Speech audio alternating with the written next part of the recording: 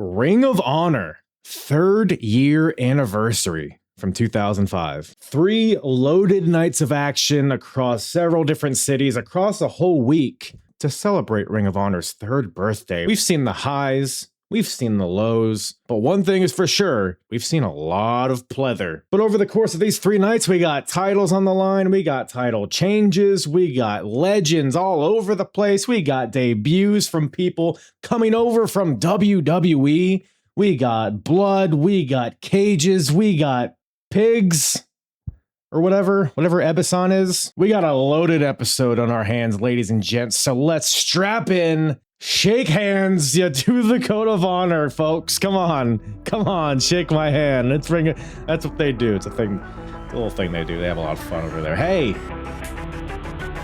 it's the Apron Bump Podcast. It's the hardest. Talk around and disregard it. Strip you off the ground, show you what hard is. Standing strong and proud, nothing can knock this. Let's get started. What's up, everybody? What the gosh darn heck is up, everybody? Welcome to the Apron Bump Podcast. I, of course, am your host, the hardest part of the ring, Kyle. How is everybody doing today? Are you ready for a little honorous ring, everybody? No? Fuck. Guess we'll talk about something else. Maybe a little Wrestling Society X, maybe a little Divas and Heat. What do you want to talk about? Oh, you got nothing? Well, I guess we'll just talk about Ring of Honor's 3rd anniversary then. 3 nights of action. Where are we at? Where are we even at? We got shows. We got night 1 occurring on February 19th from Elizabeth, New Jersey, the Rexplex. We got night 2 coming at us from Dayton, Ohio, in the Montgomery County Fairgrounds Coliseum. And we got night 3 coming at us from Chicago Ridge, Illinois, from the Frontier Fieldhouse. Man, oh man, we got night 1's on February 19th. Then night 2 and 3 are over the course of one weekend, February 25th and February 26th. My goodness, we're not going to tickle every single morsel of this week of action, but we're going to go over the highlights. If you've listened to the Apron Bump before, you know how this goes. We'll cover several shows. If there's more than one show in a month for Ring of Honor, we'll kind of take the whole month in as a whole, like a dirty, dirty girl, and talk about the major highlights, all of the scuttlebutt, all of the happenings from the storylines, all of the matches, the titles, the storylines, the factions, the Pumas. Lots going on here, and we're going to get into all of it. But if you're just jumping in for the first time, hardest part of the ring, 3rd year anniversary. Well, where the heck are those 3 years of Ring of Honor that have happened before this? Well, I got outstanding news for you, hypothetical listener. I have covered every single Ring of Honor show since the company's inception back in February of 2002. And if you like to gallivant along that journey with me, I'm watching most of this for the first time. And if you want to come along that journey with me, whether you want to discover something new or whether you just want to relive an era of some pretty good wrestling from Ring of Honor, those first few years of ROH, check out the link in the description or go to apronpump.com, go to the episodes tab, and you can select whatever era or promotion you'd like to journey along on. We do several different timelines here on the podcast, but if you want to take a listen to the Ring of Honor timeline, just select ROH in that events tab, in that episodes tab, and that'll bring you to all of the chronological events that I've covered for Ring of Honor with various guests and some even alumni from Ring of Honor. I've had Monster Mac on. I've had HC Loke. I've had, just a who's who. You know what I mean? So go do that. Have fun with that. Binge away and then come back here. We're going to talk about the 3rd year anniversary of Ring of Honor. My goodness. Where are we at here? That's the question. That's really the question. Where are we at with Ring of Honor? 2005. It's a year. We're still, before I got into Ring of Honor. So a lot of 2005 is fuzzy for me. I know vaguely like the title history and certain things that happened, but Pretty much just watching all of this for the first time for the most part. So, but we start out I should say, night 1, night 2, night 3. I think it's pretty self-explanatory. We might be jumping back and forth between different nights, but we'll be kind of going subject by subject. We'll be talking about, for example, we will be talking about the world title picture. We'll be talking about the embassy and everything involved with that faction. We're going to be getting into the debut of James Gibson, otherwise known as Jamie Noble, in Ring of Honor. Has a few matches and other stuff here. We got the continuation of the Bryan Danielson versus Homicide best of 5 series. We got match 2 and match 3 on our hands here during this week. We got the tag team titles being defended a few times. We got the continuation of the Jim Cornette and Bobby the Brain Heenan feud in Ring of Honor. We got something that I've kind of glossed over in previous episodes, but I think it's really taken hold of me by the cockles this week here. We got Alex Shelley in his redemption arc. He was kicked out of Generation Next at Final Battle, and now he's on a mission to kind of ingratiate himself with the locker room. And is he successful? It's a bit of a gray area there, but we'll get into Alex Shelley's arc, and then I think we'll close this bad boy out with the main event of night 1, which is a Scramble Cage match. We're going to be doing a lot of watch-alongs on this episode, but if you're listening in audio, I'll provide the commentary as well. I think the audio speaks for itself a lot of times, but this might be a good one to watch on YouTube if you are not already. And if you are watching on the tubes, give it a like, give me a subscribe, leave a comment. What's your favorite?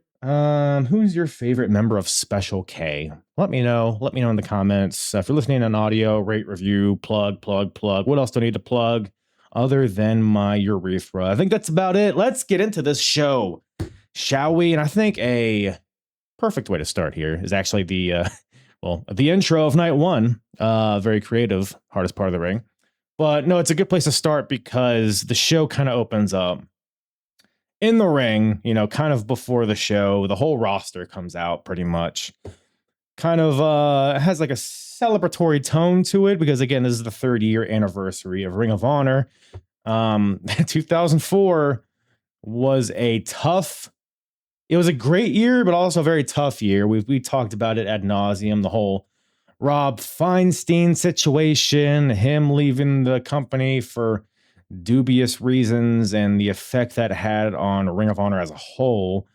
Ring of Honor almost died. They almost had to close up shop in 2004, and I feel like just through fan support and just the quality of what Ring of Honor was putting out in a time period where wrestling fans were hungry for something different, I think Ring of Honor was able to satiate that appetite pretty much perfectly with the Punk and Joe series.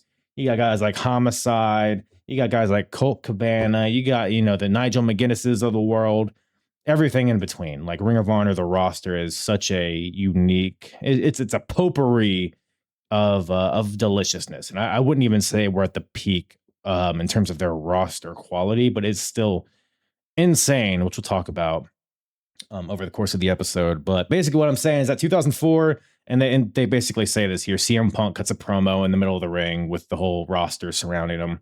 Basically, this is a whole effort just to like give thanks to the fans for supporting Ring of Honor, for sticking with them through the highs and the lows. It's just like kind of, nothing too no chicanery involved, just thanking the fans, big ROH chants, which is very reminiscent of like, the ECW shows I'm watching, where it's just like that energy, that atmosphere, like the ECW chants that just like puts you in that frame of mind of like the time period and how awesome this company was. And Ring of Honor has a very similar tone here with the big ROH chants here in the beginning. And so that just kind of sets the scene here, sets the tone.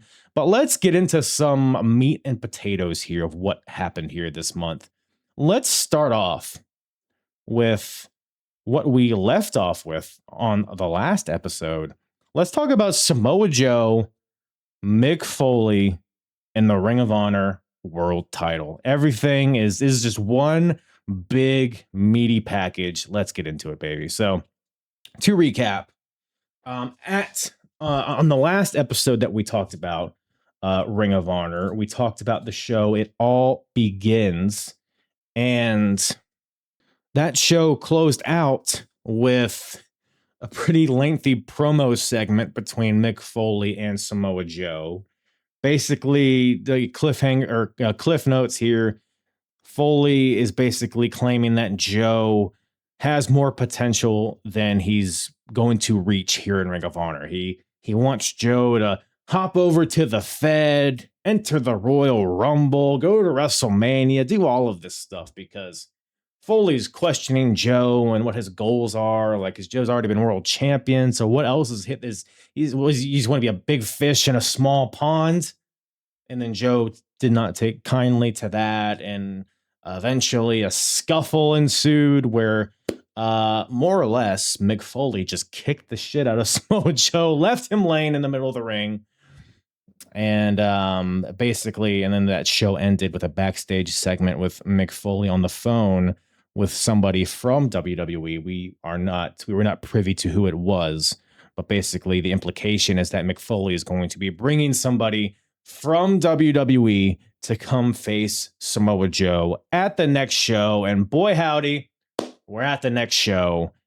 Let's talk about it. So night one, Mick Foley, he comes out.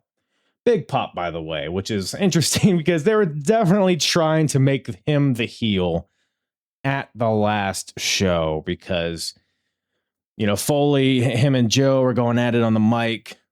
Foley pops him with the mic, you know, gets kind of a Pearl Harbor job situation, beats him up. They kind of go back and forth. But in one element of that I kind of overlooked, I don't really think they made it very clear watching it, but because when Joe and Foley were fighting in the aisleway, I guess what the idea of what happened was that somebody handed Mick Foley a chair by the stage. And that chair was what was able to give Mick Foley the advantage and what was able to allow him to eventually lay out Samoa Joe in the middle of the ring. But I guess the question was, who is the person that handed him the chair? And again, this is something that I just completely missed while watching it. We'll get more into that in a little bit. But night one, Foley comes out. That's what I'm saying. He comes out to a big pop. So the heel turn, because Foley in that previous show, he was talking shit on Ring of Honor. He was talking shit about Samoa Joe. But Foley left, you know, with Foley chants that night, and he comes out to big Foley chants here. So a heel turn is not in the cards for Foley, basically, is what we've arrived at. And Foley comes out, he grabs the mic, and he announces that his special WWE challenge match will not actually be taking place tonight. He had somebody lined up, but they are not physically able to wrestle tonight. And he says that person that he was prepared to bring in, I'll give you guys a guess. 2005, beginning of 2005. Who do you think Mick Foley would have brought to Ring of Honor to face Samoa Joe? 2005, early 05, headed into WrestleMania 21. Any guesses? The answer, again, is probably not even true, but he basically claims that he was going to bring in Test to face Samoa Joe, which, could you imagine? They booed the shit out of Jeff Hardy. You think they're going to take any kindly to Test? But I don't even know if Test was with WWE at this point, honestly, but Test was unable to physically wrestle. So, and Foley said his backup plan was for himself to wrestle. But I guess he also wasn't physically able to either. So he has to basically pivot, and instead of bringing somebody from WWE, he wants to give this opportunity to a young up-and-comer in the independent scene. And that man that is going to be facing Samoa Joe here is a man by the name of Vordell Walker. I know. I know, right? And any Vordell Walker fans out there, in the bumperverse? I had never heard of this man personally. Apparently, he was a big prospect on the independent scene back here in 2005. I think he was very big in Florida, the FIP promotion. If I have that correctly, let me double check here. Let me do my due dill right here. He was from Georgia. Because Vordell comes out here to a pretty big pop. So I guess people knew of him. He did some stuff in TNA during this time period. Pro Wrestling Extreme, PWX, FIP. So he was kind of all over the place a little bit, but I mean, if you look up his Wikipedia, it's pretty short. And so it doesn't seem like he really amounted to much, but I think he was also like into MMA too. So maybe that's part of the reason why. And that is interesting because, me not knowing this guy at all, he comes out and I'm like, oh, this is kind of like Ken Shamrock. He's definitely like influenced. Like he kind of has this almost the exact same gear as Ken Shamrock, but he's maybe a little bit more, he's not as shredded as Shamrock. Like he hasn't had as much Ico Pro as Ken Shamrock has, but you can tell there's an influence there. Almost more similar to like just describing Vordell Walker here. Kind of think of like a slightly thicker version of Kyle O'Reilly in terms of his wrestling style, in terms of just the way he kind of walks around. That's kind of what I imagined in my head. But that's basically what he is. He's kind of like an MMA influenced wrestler. Didn't get much of a showcase here because so Vordell comes out and now Samoa Joe comes out. Joe comes out like pretty lackadaisical, like, oh, this fucking guy. Joe's expecting to face Heidenreich or Gene Snitsky or Luther Reigns, but now he's got to face this local schlub, Vordell Walker. And should also mention this show opened up with a promo from Joe backstage saying that his goal in 2005 is to become a Triple Crown champion. So he has his sights set on the pure title and the tag team titles, one would imagine. So doesn't really, not totally relevant here, but just a little, put a pin in that, keep that on the back burner. So we got Samoa Joe versus Vordell Walker here, and pretty quick. I wasn't super blown away by Vordell. He was fine. He has some kicks and suplexes, but nothing too spectacular. Vordell charges him. Joe wraps around him, blocks in the choke. Vordell passes out. Samoa Joe beats him pretty handedly here, but Mick Foley is not done. That is not his only mystery opponent of the night. He has another man on deck, and he says, just like he passed the torch to Triple H, huge boos. I know. Ring of Honor audience does not like that. He has another torch, I guess. He has a couple torches, this Mick Foley. He's passing his flannel, because by the way, Foley comes out in just like a black flannel.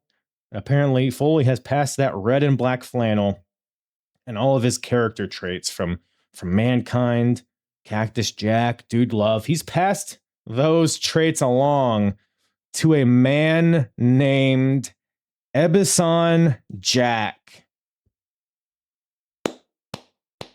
Man, I am just throwing obscure name after obscure name at you guys right out the gate. But let me explain.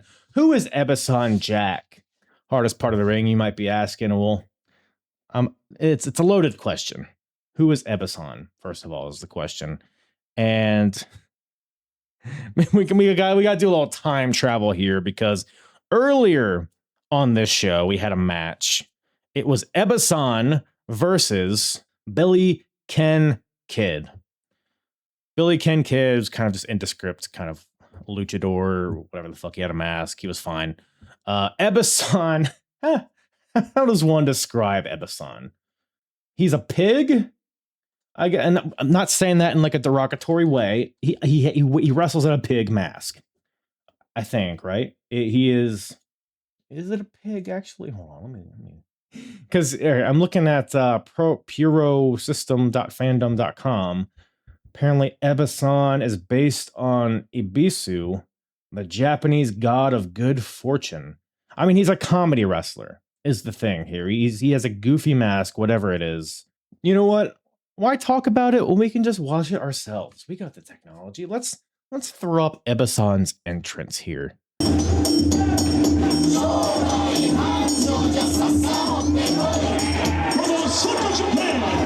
All right. Lot to take in here. So he's got the big goofy red pants, almost like Aladdin-like pants. Kind of got like a yellow vest, I guess you could say. Like it's got kind of a Ronald McDonald aesthetic going on, but the mask here. Maybe let's let him get a little closer. Turn the volume down here. We'll just watch it here. I mean, I guess that's not a pig. Now that I'm looking at it, you know what? I don't think that is a pig. I think that's just a Japanese fellow with huge ears and a hat of some sort. So I guess it's just a Japanese mask, really, I guess. Feels, I mean, what do you, I'm not crazy for thinking that's a pig, right? Right? We can't cancel me for that, right? Look at this guy. He's got the Fu Manchu, the big goofy ears. But it's a Japanese god, I guess it's based off of. Trying to get a better look. I mean, look at that. I mean, Jesus Christ, dude. So this is, by the way, just to recap here, this is the man that would end up facing Joe later in the night, but I'm showing you his original entrance here. So that's Ebessan, basically, is what I'm here to educate everybody on. If you're not familiar, which I would assume most people are not.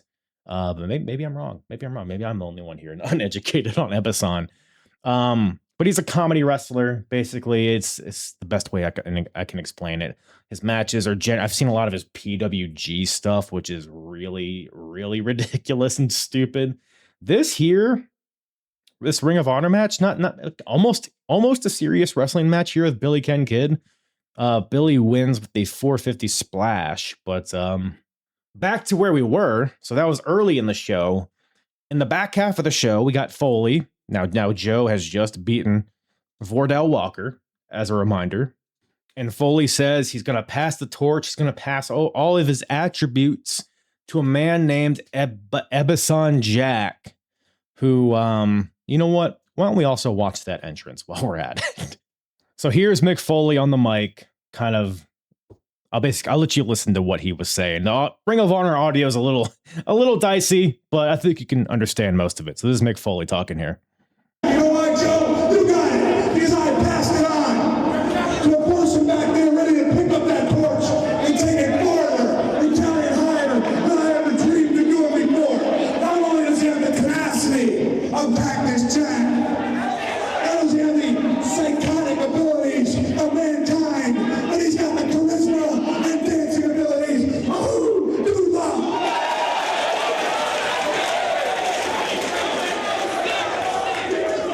Take a look at his house. And my protege is about to tear this. He's about to tear it down. You've heard about him. Now you're going to see him firsthand. Ladies and gentlemen, it gives me great honor to be in Ring of Honor to introduce to you Abetus Jack.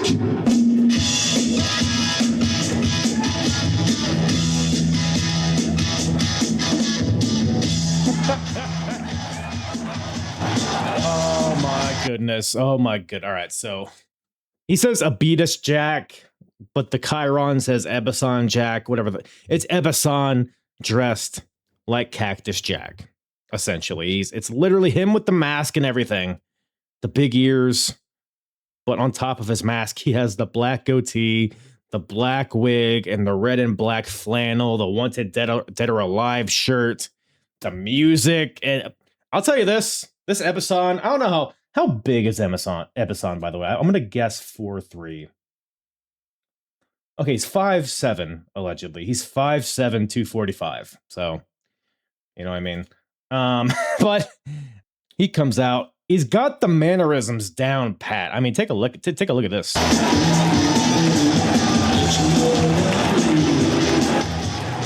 bang. Like the crooked walking, like the steps, the cadence of his steps. He's just got it like perfectly. Again, Ebessan he's kind of akin to like an Orange Cassidy in a way, where it's a lot of like mind games, and it's a lot of Tom and Jerry stuff where he like will poke Joe and then run away, and then Foley will get involved, and Foley is very involved in this match actually, because he makes it, of course, it's a hardcore match because it's a Ebessan Jack match. So we got Ebessan. He teases the cactus elbow off the second rope to the floor, but then he like moves to the first rope. He's like, all right, I'm ready. Nah, let me get to the apron. All right, now I'm ready. Nah, let me get to the floor, and then drop an elbow. There's some good stuff here. Then Joe gets his hands on him. Big face wash in the corner. But after this face wash, Foley puts Mr. Sacco on Ebessan's hand. But here's the thing, guys. Here's the thing. Sock in the mouth, right? Sock in Joe's mouth. Joe just bites his hand, and then that breaks the hold. Which, why has nobody ever thought of this? Undertaker, The Rock, Stone Cold, Big Show, a who's who of guys that have folded to the mandible claw / Mr. Sacco. All you gotta do to break the hold is fucking bite his hand. This Samoa Joe is a genius. But Foley gets in the ring to try to help out Ebessan. They gang up on Joe. Joe shit cans them both. He clotheslines Foley to the outside and then hits a muscle buster on Ebessan for the 1-2-3. So Samoa Joe is 2-0 on the night. He beats Vordell Walker, and then now he has beaten Ebessan Jack. But Foley is not done. He storms the ring. Double arm DDT to Joe. Here we go again. There comes Foley kicking the shit out of Joe once again. Throws Joe to the outside. Running, swinging neck breaker on the floor. But then Joe fights back. Big Olay kick. Face wash into the barricade. But then a masked man storms the ringside area. Attacks Joe with a chair. Perhaps the same chair that he handed Foley from the previous show. That's right. It is the man, the mysterious man that helped out Foley at the last show. That man is Vince McMahon. No, I'm just kidding. It's Austin Aries. Unveils his face and continues to beat up Joe with the chair. Now remember, Austin Aries beat Joe for the title at Final Battle. And but you might be asking, what is Aries aligned with Foley? Like, what's the situation? But Foley, after Aries beats Joe up with the chair, Foley gets on the mic and he's like, "Hey pal, I'm gonna go hit up Brian Gewirtz and see what we can do about getting you up to Stamford." So it's like Aries is doing this for a job in WWE, which commentary said later, I don't know if it was this night or a later night, that Aries had a dark match before SmackDown. I don't know if that's actually true or not, but I believe it. I mean, why wouldn't he? So yeah, so I guess Aries is trying to move on up and is using Foley to do that. So, but Joe gets the wins over Foley's mystery opponents. And on night 3, we will have the rematch. We will have Samoa Joe challenging Austin Aries for the world title, which let's head in that direction, shall we? So we're talking about Foley, Joe, and the world title situation. We're pretty much done with Foley, I guess, this month. But in terms of the world title, actually, let's not get ahead of ourselves here. That maybe Aries doesn't even make it to night 3 as world champion, because the main event of night 1, or I guess the co-main event, is for the Ring of Honor world title. It is Austin Aries defending against Colt Cabana in a solid steel cage. By God, by God. So a brief recap here. So a couple months ago, so there's been feud brewing between, not brewing, it's been a feud between the two factions. One faction being Generation Next, which is comprised of Austin Aries, Roderick Strong, Jack Evans, and formerly Alex Shelley, which we'll talk about later. Generation Next versus the Second City Saints, which is CM Punk, Colt Cabana, and Ace Steel. In August, Aries smashed Colt Cabana's arm with a steel chair and took him out for several months It was a top rope 450 from Aries onto a chair sandwich of sorts between surrounding Colt's arm, and that took him out for a few months. Colt comes back, challenges Aries, who is now the world champion, challenges him for that Ring of Honor world title. And we talked about it on the last episode. It all begins. It was kind of a lackluster match, in my opinion. It just didn't have a lot of heat to it. There was a big brainbuster spot on the stage, which I think the idea is that it is supposed to concuss Colt or break his neck or whatever. Medical was checking on him, but it just didn't really go over well. Pretty heatless match, honestly. But and Colt cuts a promo later that night. Another pretty Colt Cabana, dude. It's so hard to take him. I talked about it last time. It's so hard to take him seriously as Austin Aries, I'm gonna get you next month in a steel cage. It's he's always on the brink of laughing. So it's all right, I guess we're gonna do a steel cage between Austin Aries and Colt Cabana. So I walk into this with not a lot of expectations. And ultimately, this far exceeded my expectations. Way better than their previous match. I mean, is it because it's a steel cage? Who knows? By the way, the steel cage element of this is just by happenstance because the main event of this night is a scramble cage match. So it's okay, we got this cage here and we might as well have another match in the cage, which is the world title match. But yes, Austin Aries versus Colt Cabana, steel cage for the Ring of Honor world title. Ultimately, just, really fun match. You got your classic cage spots, getting raked into the cage walls, the cheese grater situation, raking each other's faces against the cage. Both guys are bleeding. You can win by escape or pinfall, I believe. And we got spots off the top rope. You got a Colt moonsault off the top rope. Colt keeps trying to escape the cage, by the way, which I don't know. As the babyface, why? Although maybe that's the only way you can win. Now that I'm thinking about it, who knows? But there's one point where Austin Aries almost drop kicks Colt out through the door, so he almost just handed Colt Cabana the Ring of Honor world title there. But there's one point. I mean, there's a lot of good drama in this match where both guys are on the top rope trying to scale the cage. There's one spot where they both get crotched on the top rope. There's a point where Aries is trying to climb, but Colt blocks him and power bombs him off the top rope. Again, these guys are climbing. They're pulling each other off. There's really good drama they're establishing here. And the final stretch of this match, I loved. They just do such a good job at building to the big spots to where they matter. Like when Colt does a moonsault off the top rope, which sounds kind of mundane, but it's the way that each guy is fighting on the cage and trying to get out. And then Aries will get knocked down, and then Colt hits it. It's they do a really good job at pacing this match.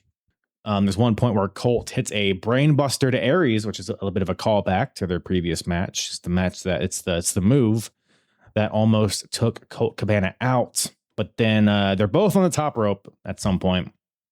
They're striking each other, trying to knock each other off. Colt climbs over the top. He's straddling the top of the cage, punches Aries, knocks Aries to the mat. So it seems that Colt Cabana is home free. He's about to become the world champion. He's climbing down the cage, but then Austin Aries suicide dives himself through the door to the floor. Both of his feet hit the floor before Colt's do, and Austin Aries gets the win. Pretty creative spot. Creative, but it's also another commonsensical thing to do. This is why I hate the door stipulation in a steel cage match. Genuinely might be my biggest number one pet peeve in all of pro wrestling. There's a lot of them. It's the most annoying trope to me that you can be in a steel cage match and win by just walking out the fucking door. It's not locked or anything. It's just a loose door that you can. My thing is, why doesn't everybody just do this? Why doesn't everybody knock your opponent down for 1 second and then storm the door, dive through the ropes, get the win? Anybody can do this at any given time in any cage match. It'd be one thing if the door was locked, but it never fucking is, no matter what promotion it is. It's just, hey, can you open the door, ref? Sure, pal, here you go. And here in Ring of Honor, there's not even a fucking lock, or it's just, again, a flimsy door. But so psychology-wise, it makes sense. So I like it in that sense, but I also hate that it's an option in the first place. But all that to say, Aries gets to win here in a great match. Again, just really good drama, some pretty good brutality throughout. Definitely makes up for their previous, I'm not going to call it a stinker, but it definitely was kind of a lukewarm match they had last month. But this one was among one of the best matches of the entire week, I thought, among these three shows. After the match, they shake hands, dueling chants for them, which is cool because it's so much better than that was awesome or this is awesome or whatever the fuck, right? Because nowadays, two guys will have a good match, they'll shake hands, and then the crowd's like, that was awesome, which here they're dueling Austin Aries, Colt Cabana, Austin Aries, Colt Cabana, which is so much better because they're showing a connection to the individuals, to the characters, and not just the concept of a quote unquote banger. They're not trying to get themselves over. It's genuine appreciation to the individuals that were in the match. It just hits so much harder than a general like fight forever, like one of those situations. Like, so that was really cool moment at the end of that match, just to cap off what was already a great piece of business, I thought. So shout out to Aries and Colt there.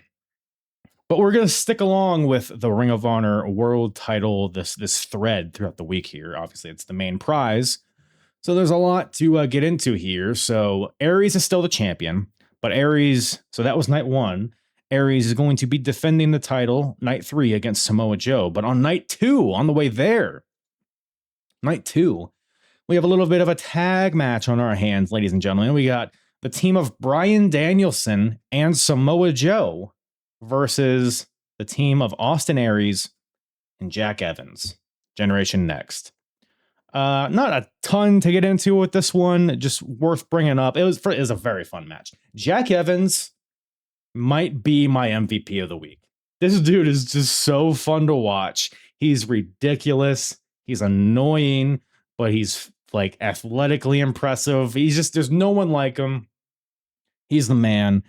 And seeing like Jack Evans go face to face with Samoa Joe is just a sight to see. But a pretty good match here between these two teams. Joe obviously is interested at getting to Austin Aries, doesn't really care about Jack Evans. And there's a funny moment where Joe tags in and Jack Evans is the legal guy on the other team, but Joe just grabs Jack by the neck, beels him into his own corner to get Aries to tag in. But Aries is being a chicken shit. So he tags in, gets in one forearm, and then skedaddles.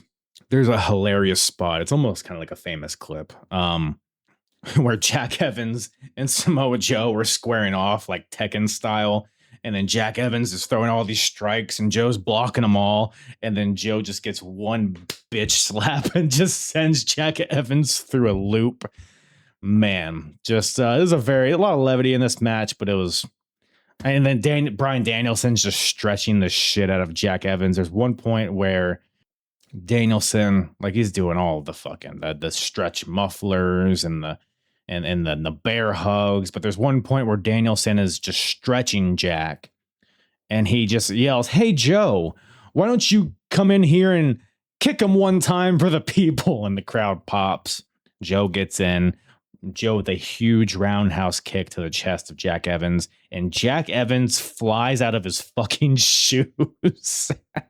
His two shoes are just on the mat, and he's wrestling in his socks for the rest of the match. Joe's breaking up pins by throwing Jack's shoes at them. It's fantastic stuff. And there's one part in this match that this is really the reason I bring this match up, honestly. Danielson does this maneuver to Jack Evans. You know what? I think this calls for a telestrator. Let's pull this clip up. All right, so we got Bryan Danielson's about to put Jack Evans into a surfboard stretch here. So let's play this. In New Jersey, so you know that Joe has to be hot. He wants some revenge. Here it goes. All right, so at this point, you know, surfboard stretch. You know, Bryan's on his back. Jack, he's got like his legs locked, and Bryan is stretching the arms of Jack, like a pretty standard maneuver. Like, it's impressive, but it's pretty standard, right? But let's keep going. Let's keep going. All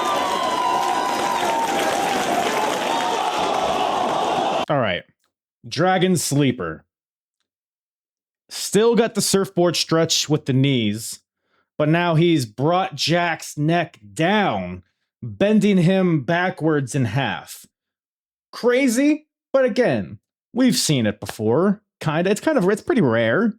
You see it more with like the women, but Jack Evans, he's a bendy boy, so Jack and Bryan Danielson's gonna stretch him. But we're not done here, pal. All right. What the hell is this, brother? What in the goddamn tarnation is this? I mean, are you kidding me with this? Is this Kama Sutra? Is this how you make a baby? What is Jack thinking at this point? So Jack's head has progressed past like the shoulder of Bryan, and now I can only describe his head is in a 69 position, but the rest of his body is in missionary. That's the only way I can explain it. Figure it out.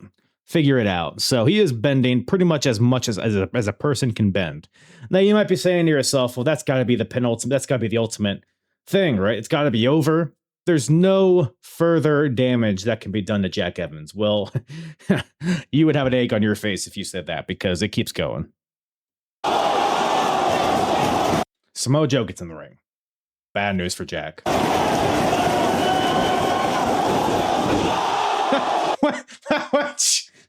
By the way, there's no way. So Joe gets in and drop kicks Jack Evans' head as Jack's head is right above the grundle of Bryan Danielson, which poses the question, or poses really my theory here. There's no way that Joe did not just heal the shit out of Bryan Danielson's ball sack.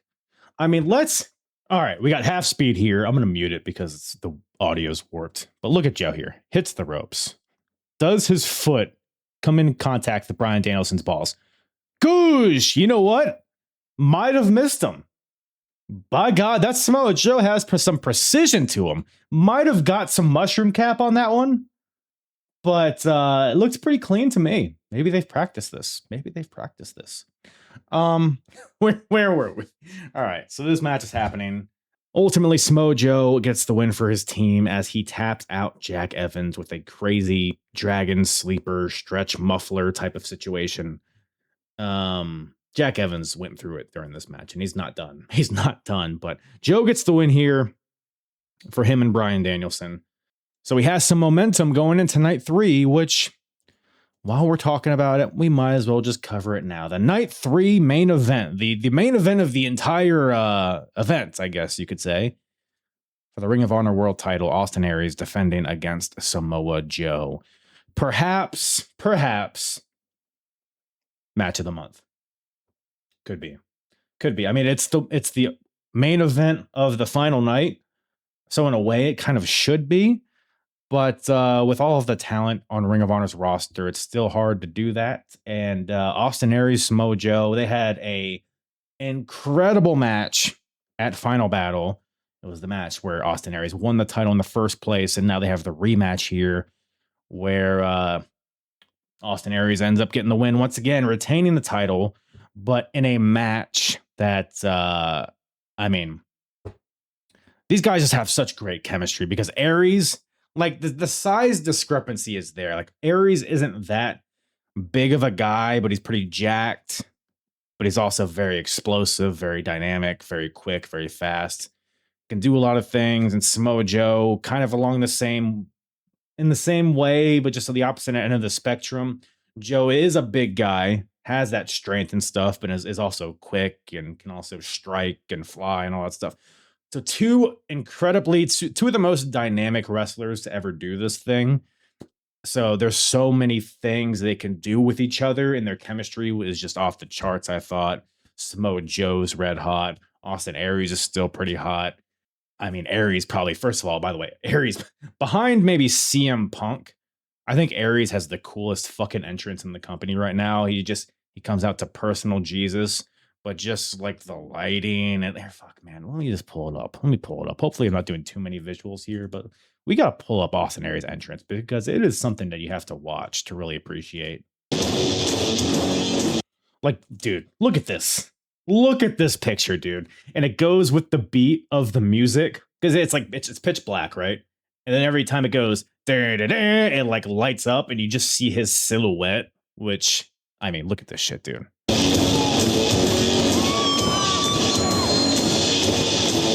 how fucking cool that is. And look at that shit, dude. The fucking strobes. And then the purple lighting. God damn, that's a world champion right there, brother. Let me tell you. But yeah, no. So the presentation was off the charts coming into this match. The build was there, and then they executed, man. There's this. I mean, Joe's dominating with his strength early. He's fighting out of everything that Aries tries to put him in, utilizing his size to his advantage. Just one point where Aries does like a springboard elbow off the second rope, but just bumps off of Joe's body, gets bitch slapped by Joe. We got this Olay kick where Joe literally knocks the barricade all the way over. Like, that's how much force he put into that kick. Aries is busted open. He's gushing blood. Joe's locking in all the submissions, raking his fingernails into the cut. Really good brutality in this match. But then Aries comes back. Austin Aries might be the coolest fucking wrestler in terms of just like his offense, what he can do in the ring. Like, one of the coolest wrestlers to ever exist, man. He's a dickhead, but like, god damn it, he was so good. Maybe it's like him and Low Key are up there with like just the cool, like the most fun wrestlers to watch. These like the snap and everything he does, dude. These running drop kicks in the corner, he like levitates in the air and it's just that snap at the end. He does this lion salt with no hands. He hits a move, goes for the pinfall, gets a 2 count, hops up, hop, snap, spop, boosh, no hands, moonsault off the second rope. Makes everything look easy. There's one time he gets popped over the top rope in the corner, but then pops right back into the ring with a spinning elbow in the corner. It's just unique stuff, so ahead of his time. And obviously Samoa Joe is Samoa Joe. We don't need to talk about how good he is. But just two awesome wrestlers going at it, man. Sometimes that's all you fucking need, man. And the finishing stretch, I love how this match kind of came to a close here. So Aries is going for the brainbuster. Can't do it. Keeps trying. Nope, can't lift him. And there's this point where Aries is bleeding. He's desperate. He's sweaty. He knows the brainbuster led to victory last time. He knows that's what he needs. So he has Joe in like this headlock. He's clubbing him in the back, like desperately, rabidly almost. You see the sweat exploding off the back of Joe. And it's at that point, it's like, okay, you feel this momentum building in Aries. Now he's going to hit it. Aries locks it in, gets ready to pick him up. But then Joe lifts up Aries into a muscle buster and dumps him in like a very high angle, almost like a brain buster, like muscle buster. Goes for the pin. You think it's it. But then Aries gets his foot on the ropes. Outstanding drama here. You really get the sense that it's a struggle between these two. So Joe's got the advantage. Aries fights back and is able to finally hit the brainbuster. 1, 2, kick out, gets right up, top rope, goes for the 450. Joe gets out of the way. And then Aries hits the mat. Joe doesn't like set up in the corner. He doesn't like do his taunt to like sell that he's about to do his move. He just fucking runs at Aries, who's on his like hands and knees.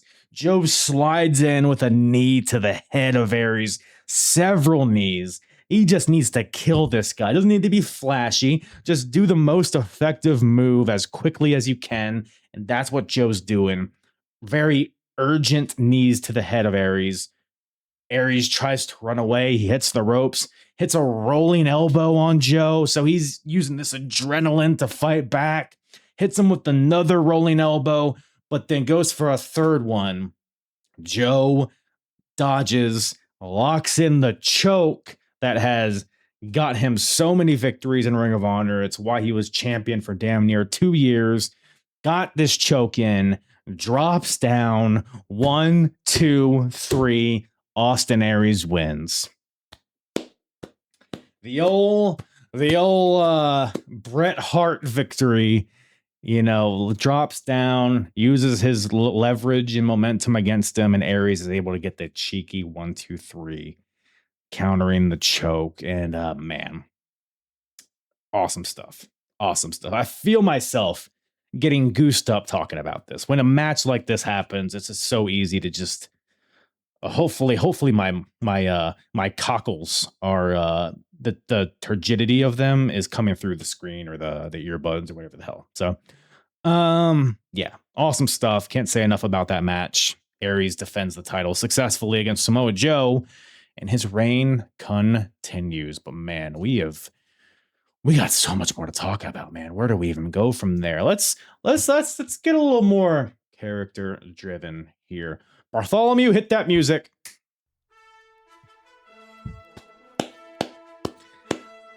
The Embassy. Ladies and gentlemen, let's talk about the Embassy. There's so much to talk about, man. Prince Nana, of course, the leader of the Embassy, the mouthpiece, whatever you want to call him, the manager. He's, he's building this faction and he's having some success, man. He was able to acquire the services of the pure champion last month, John Walters, new member of the Embassy. Of course, got Jimmy Rave, the crown jewel of the Embassy, in addition to the Outcast Killers, who are kind of the cannon fodder of the group. But so they're there too. And let's talk about the pure title for a second. Let's talk about that pure championship. So, like I said, John Walters, current pure champion, also new member of the Embassy. Now, when it was kind of a subdued way of him joining the Embassy. It wasn't like a heel. It wasn't really like a heel turn. Like John Walters has been this like straight-laced, like, I'm just a wrestler guy for so long. And after his last match, Nana was like, hey, you want to join my heel faction? I'll pay you lots of money. I'll get you all the girls. I'll send you to Ghana and you can enjoy a life of luxury. Now, wrestling brain me, who's been watching it for decades, all sorts of wrestling, it's ingrained in me that babyface John Walters is going to be like, I don't care about the money. I care about the competition and I care about these fans out here. But John Walters was just like, oh yeah, you're going to offer me a lot of money? Why wouldn't I take that? Sure, I'll join your faction. And now he's a heel, which I like that. It makes a lot of sense. Like, why would you pass that up? So John Walters is a part of the faction here. But even back when he initially shook his hand and was like, yeah, I'll join the Embassy, part of me was like, is this a red herring? Is this going to be a swerve? Is he just going to like try to break down the faction from the inside type of thing? Like, I don't know about that. It didn't feel like a thing. John Walters in the Embassy until night one here. We got the pure title #1 contendership on the line. Jay Lethal versus Jimmy Rave. So winner faces John Walters for the pure title at some point.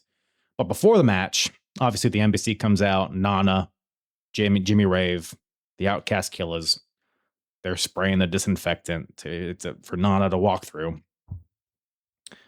Nana says that he sent John Walters to Ghana, where he's from, and he was able to enjoy all of the luxuries. He was fed grapes. He was bathed by the most beautiful Ghanaian ladies or whatever the hell.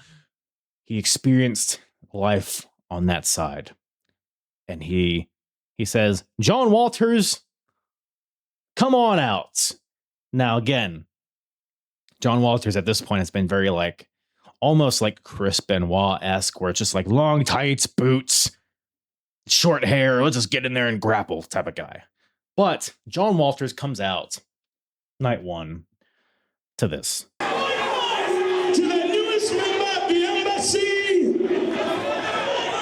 and your pure champion, ladies and gentlemen, John Walters.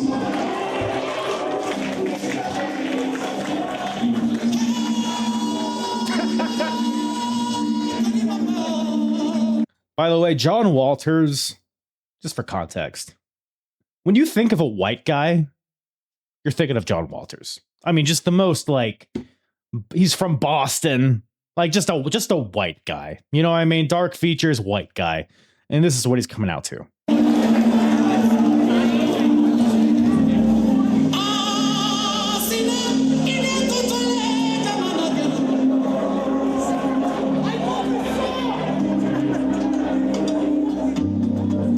I kind of like it though. I don't hate it.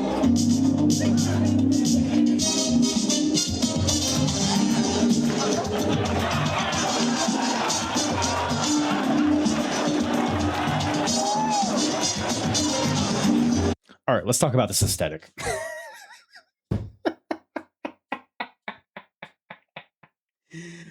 I mean, I said so. Yeah, Ebessan looked like Aladdin. No. John Walters, he has. I mean, this might be Ebessan's pants, honestly. He's got the baggy. He looks like, you know who he looks like? He looks like the Sultan.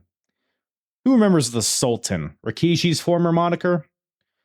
When he was managed by Iron Sheik and then Bob Backlund. This is the Sultan, but instead of a mask, he's wearing a, oh boy, what do we call that? It's some sort of headdress, a towel. It's not a turban. Turban's not the word, but it's like a head wrap of some sort. Some African head wrap with the baggy red pants and I guess the red jacket of some sorts. John Walters. Let's see. We'll see what else we got.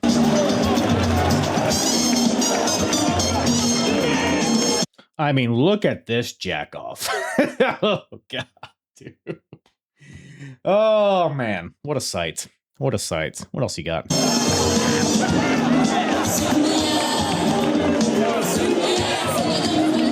I don't hate the song though.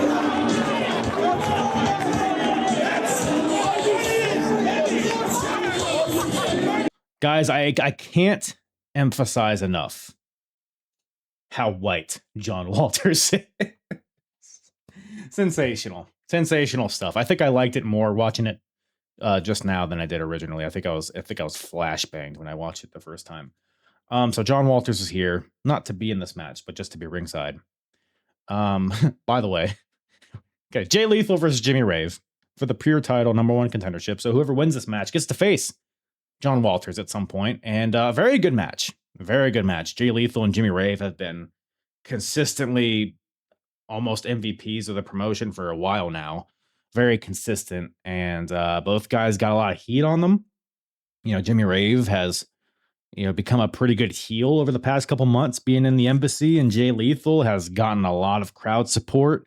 Kind of the protege of Samoa Joe, breaking off a Special K. Like Jay Lethal's had a great story coming out, you know, the past year or so, and then Jimmy Rave's on the up and up on the other end of the spectrum. So a great matchup here. Two great wrestlers, stiff just from the beginning, man. When you're watching a match and you see just a good lockup, you know you're in for something. Just great intensity from these guys, hungry, really stiff chops, back and forth, great counters throughout. But ultimately, Jimmy Rave goes for the Rave Clash, but Jay Lethal counters it into the Dragon Suplex for the 1, 2, 3.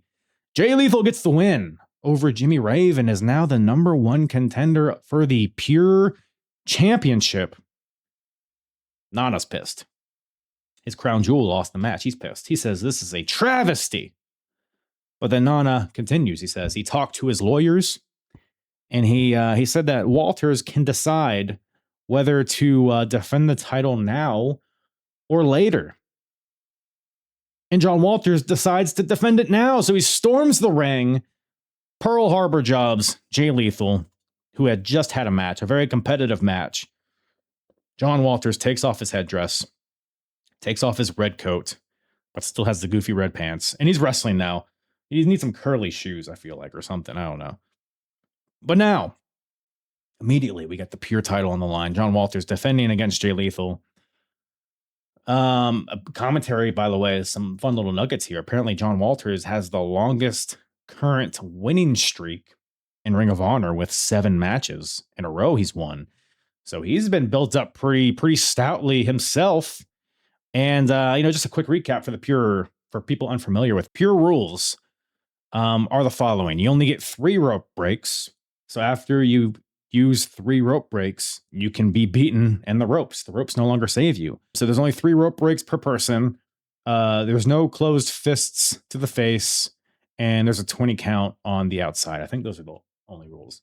So, and with a lot of these pure the rope break thing is kind of what drives a lot of these pure title matches, especially with John Walters, who's kind of made it his thing. John Walters has done such a great job at having like creative finishes with these pure title constraints. And he's like Walters will lock in a submission like on purpose right next to the ropes to kind of like feed the ropes to Jay Lethal so that he'll eventually use all of his rope breaks and John will be able to use the ropes to his advantage, which is exactly what happens here because Jay is beat up. He's tired, so he can't really get out of submissions in any other way because he's just too exhausted and he's been drained, and John Walters just has the advantage of the leverage and the energy.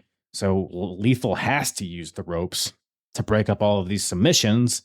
And then Walters is able to hit 3 straight jacket lung blowers, one after the other, and then rolls Lethal into the ropes to use the ropes for leverage for the pinfall and is able to get the win. So another super creative way to win for John Walters. He retains the titles. He picks the bones that Jimmy Rave set for him. And I think Nana even still interfered a little bit in this match. So heel John Walters is on a tear, ladies and gentlemen. How do we feel about that?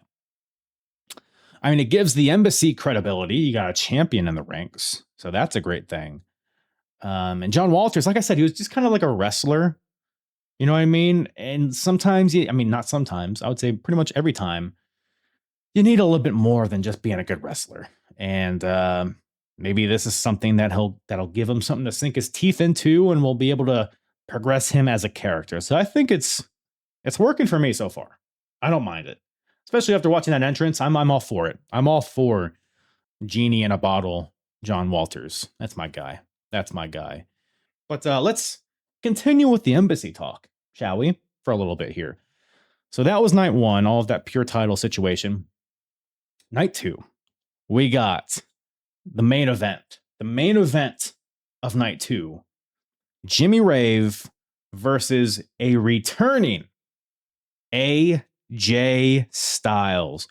By God. So we brought up the whole Rob Feinstein stuff earlier. And as a result of that, there was guys that, from TNA that could no longer participate in Ring of Honor. AJ Styles, notably, maybe the most notably, is Christopher Daniels, who we haven't seen him in quite a long time, probably a year or so. And but it's not worth like its own segment here, but there were a lot of references to Christopher Daniels throughout the week, from CM Punk, from Allison Danger. Allison Danger wants to recreate the prophecy and stuff like that. But AJ Styles is another one who was an MVP of Ring of Honor in the first year or two. And his absence was felt. AJ Styles, actually, the very first pure champion. Fun fact. So I think he had to relinquish the title, I believe. Yeah, I think he was champion when he had to stop appearing for Ring of Honor. So that was a tough situation. But he's back here. They're building it as a one-time only thing. I don't know if that's true or not, but they're building it like a big deal. I'll tell you what, AJ Styles comes out here like this is his last Ring of Honor match. So maybe it's true. But AJ Styles versus Jimmy Rave. So it was a very long arc in 2003. So Jimmy Rave, he debuts as kind of the protege of AJ Styles. Jimmy Rave couldn't buy a win, and AJ, after every match, AJ would berate him. He would tell him what to do. He'd say Jimmy Rave needs a mean streak or whatever the hell. Trying to give him pointers, but he wasn't taking it. And then Jimmy Rave, once AJ leaves, Jimmy Rave basically, he joins the embassy and he starts doing the Styles Clash, but he calls it the Rave Clash. He's claiming he invented the move. He's still digging at AJ Styles, like, fuck that guy.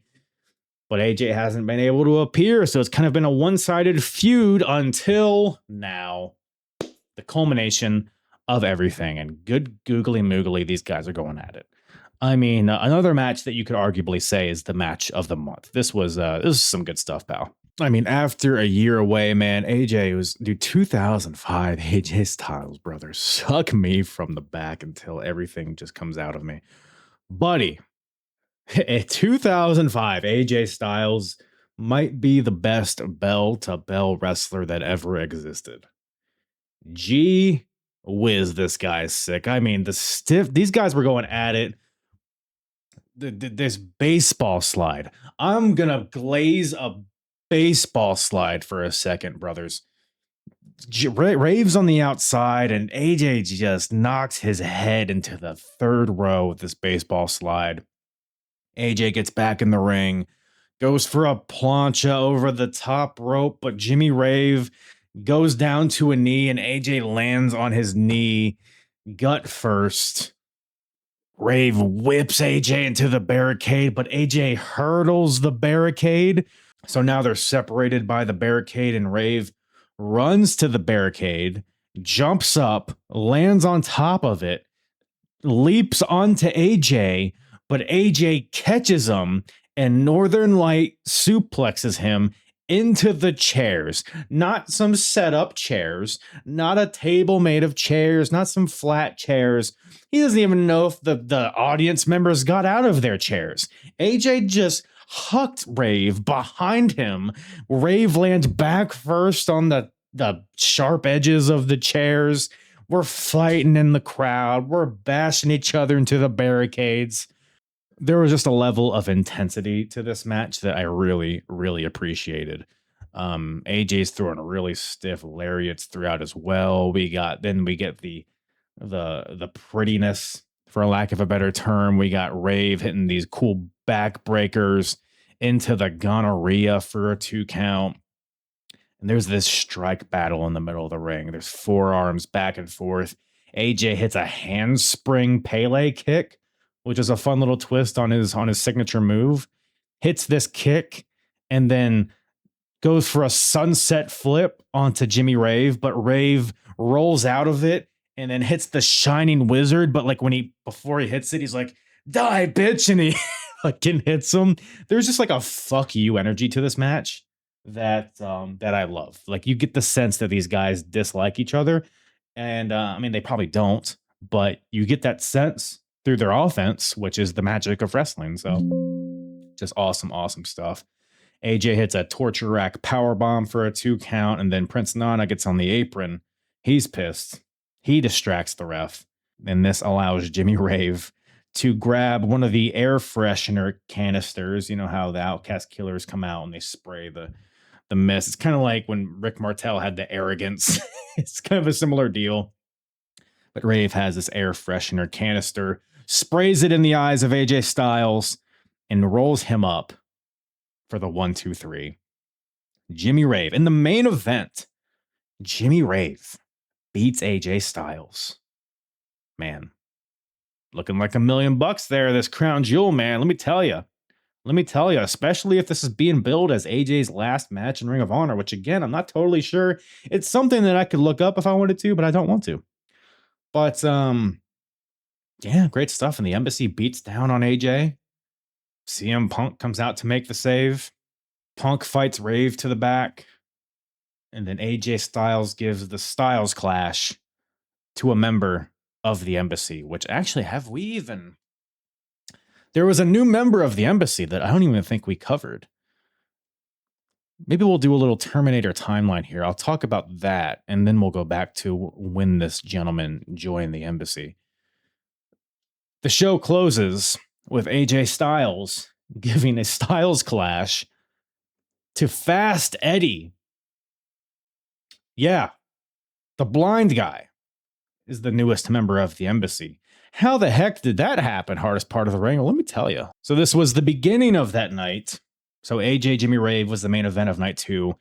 The opening match of night 2 was the Ring Crew Express, Dunn and Marcos, facing off against the Air Devils. The Air Devils, the team of Fast Eddie and Matt Sydal. Apparently, there was a poll or something put out on Ring of Honor's website. The fans were able to give them a name for Fast Eddie and Matt Sydal, this tandem. They were able to vote on the name, and I guess Air Devils won. Probably the only politically correct one. But, I mean, this match itself, it was fun. There was some fun chain wrestling, 3 or 4 pretty high-flying smaller guys, but I thought the dynamic worked out pretty well. But ultimately, Fast Eddie hits a second rope fall-away moonsault slam. Let me say that one more time. So it's like a fall-away slam off the second rope, but Fast Eddie does a moonsault with it, which is very impressive, off the second rope, and gets the win. So Fast Eddie and Matt, the Air Devils, get the win in their debut tag team match, which I was surprised because we'll talk about it, but the Ring Crew Express had some momentum behind them. I thought they were gearing up for a tag team title shot, but the Air Devils get the win here. So I'm thinking, man, the Air Devils, maybe they're going to be in the tag team title picture. And as I'm typing that in my notes, Fast Eddie attacks Matt Sydal as they're celebrating. Like, what? You guys won. What are you talking about? Why'd you even participate in the match if you didn't like the guy? So whatever, it's very short-lived. The fans voted for their team name, but apparently it doesn't fucking matter because Fast Eddie turns on Matt Sydal, and then who comes out? Prince Nana and Jimmy Rave, and Fast Eddie shakes the hand of Prince Nana, basically signifying that he's the newest member of the embassy. So kind of a lame turn, by the way. One of the lamest heel turns I've ever seen because they win the match, right? They're celebrating. Matt Sydal is on the second rope, whatever, pandering to the crowd. And then Fast Eddie just kind of like rabbit punches him in the back. Like Matt Sydal doesn't like go down. He just like turns around. He's like, hey, did you hit me? You know how Matt Sydal talks. He's like, hey, what are you doing? And he starts punching him right away. It's just like a very anticlimactic, lame heel turn. Fast Eddie is not a big Fast Eddie guy. I guess maybe that's his shtick here, is to be like the dork of the group, but his goofy smile, his no working eyes, or whatever the fuck. Fuck Fast Eddie. I don't know, man. But he's the newest member of the embassy, which I bring that up because he was the one that at the end of the night received the Styles clash from AJ Styles. So ending on a good note there. But last piece of embassy business. We'll talk about this a little bit quicker here. We got night 3. So Jimmy Rave is coming off of that big win off of AJ Styles. And now, night 3, he is here facing CM Punk. My goodness. Jimmy Rave versus CM Punk. And you might be asking, why is CM Punk facing Jimmy Rave? Well, let's do one more quick rewind here. So the end of night 1, I know we're kind of all over the place, but it'll all tie together. At the end of on night 1, CM Punk faced Spanky in a solid match, pretty unspectacular, but a solid match between CM Punk and Spanky. And surprisingly, Spanky actually gets the win over CM Punk with the sliced bread. So that caught me off guard, but Spanky gets the win, and the embassy comes out, which at this point is just Prince Nana and the Outcast Killers.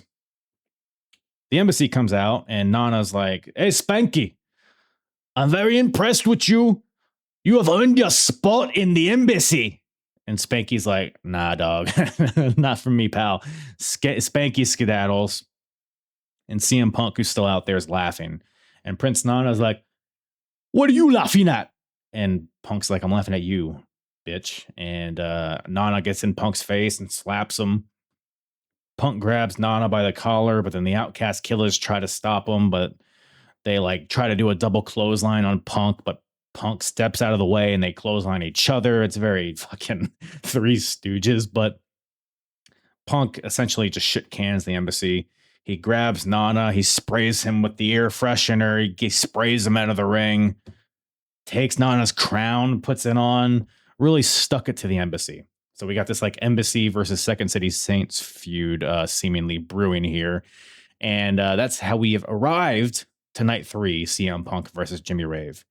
Another fine match. So this match pretty much revolved around, which by the way, we're in CM Punk's hometown here. We're in Chicago here. So Punk is the heavy favorite here, and Jimmy Rave's one of the bigger heels in the company at this point.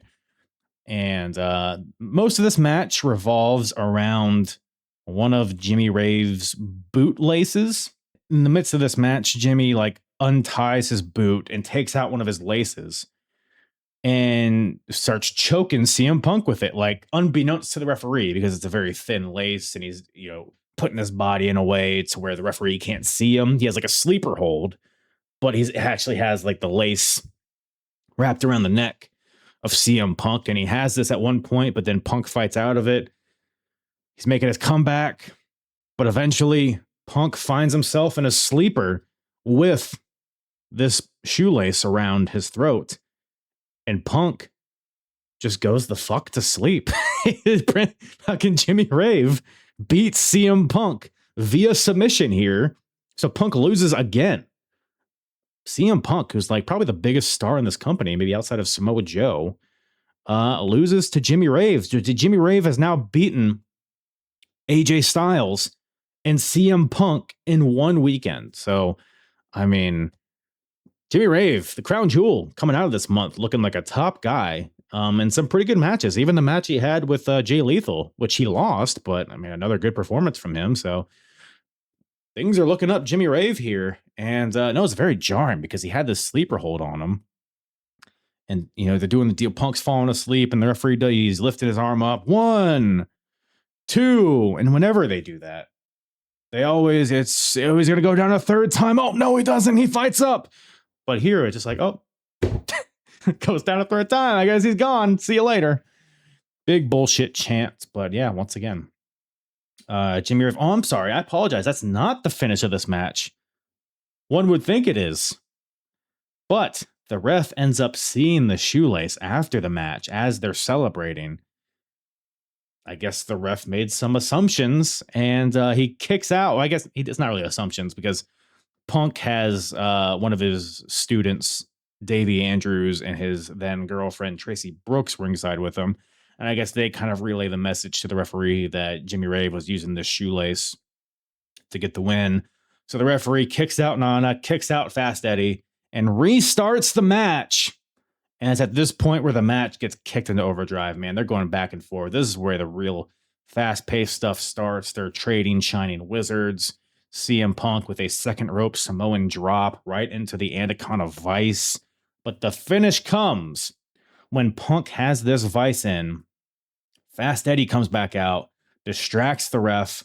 Nana back out through the crowd, throws in this air freshener canister to Jimmy Rave, sprays it in the eyes of CM Punk, just like he did to AJ Styles, and rolls up Punk for the 1, 2, 3. Beats him again.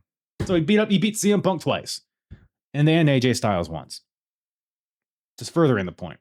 And then it gets even better.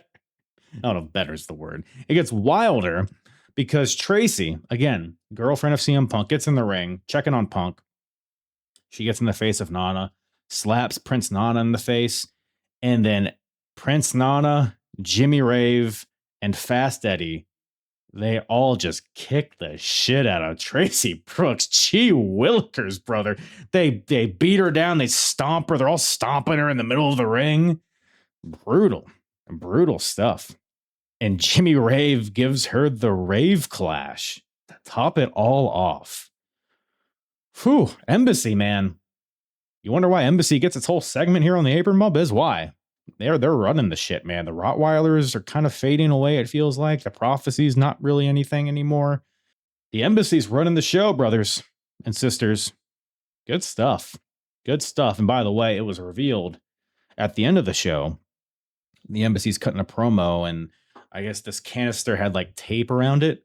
So after the show, Nana's cutting a promo. He undoes the tape. Apparently, it was not air freshener. It was hot shot bug spray, like hornet spray, that he used to spray in the eyes of CM Punk. So it was a very dangerous, sight-threatening spray that allowed CM Punk to lose the match. So they have a level of brutality to them, the Embassy. So Embassy might be the MVPs of the month. Or maybe it's this next gentleman that we're going to talk about here for a second. You ever heard of Jamie Noble, folks? Former cruiserweight champion? Former winner of his grandma's inheritance of like $800,000 or whatever it was. James Gibson, formerly known as Jamie Noble, debuting here in Ring of Honor this month in some pretty good match. And nothing too spectacular, I'm going to be honest, but it's very interesting. Very interesting points I want to bring up here. Because first of all, so the first match from night 2 is James Gibson versus Spanky, of course, otherwise known as Brian Kendrick.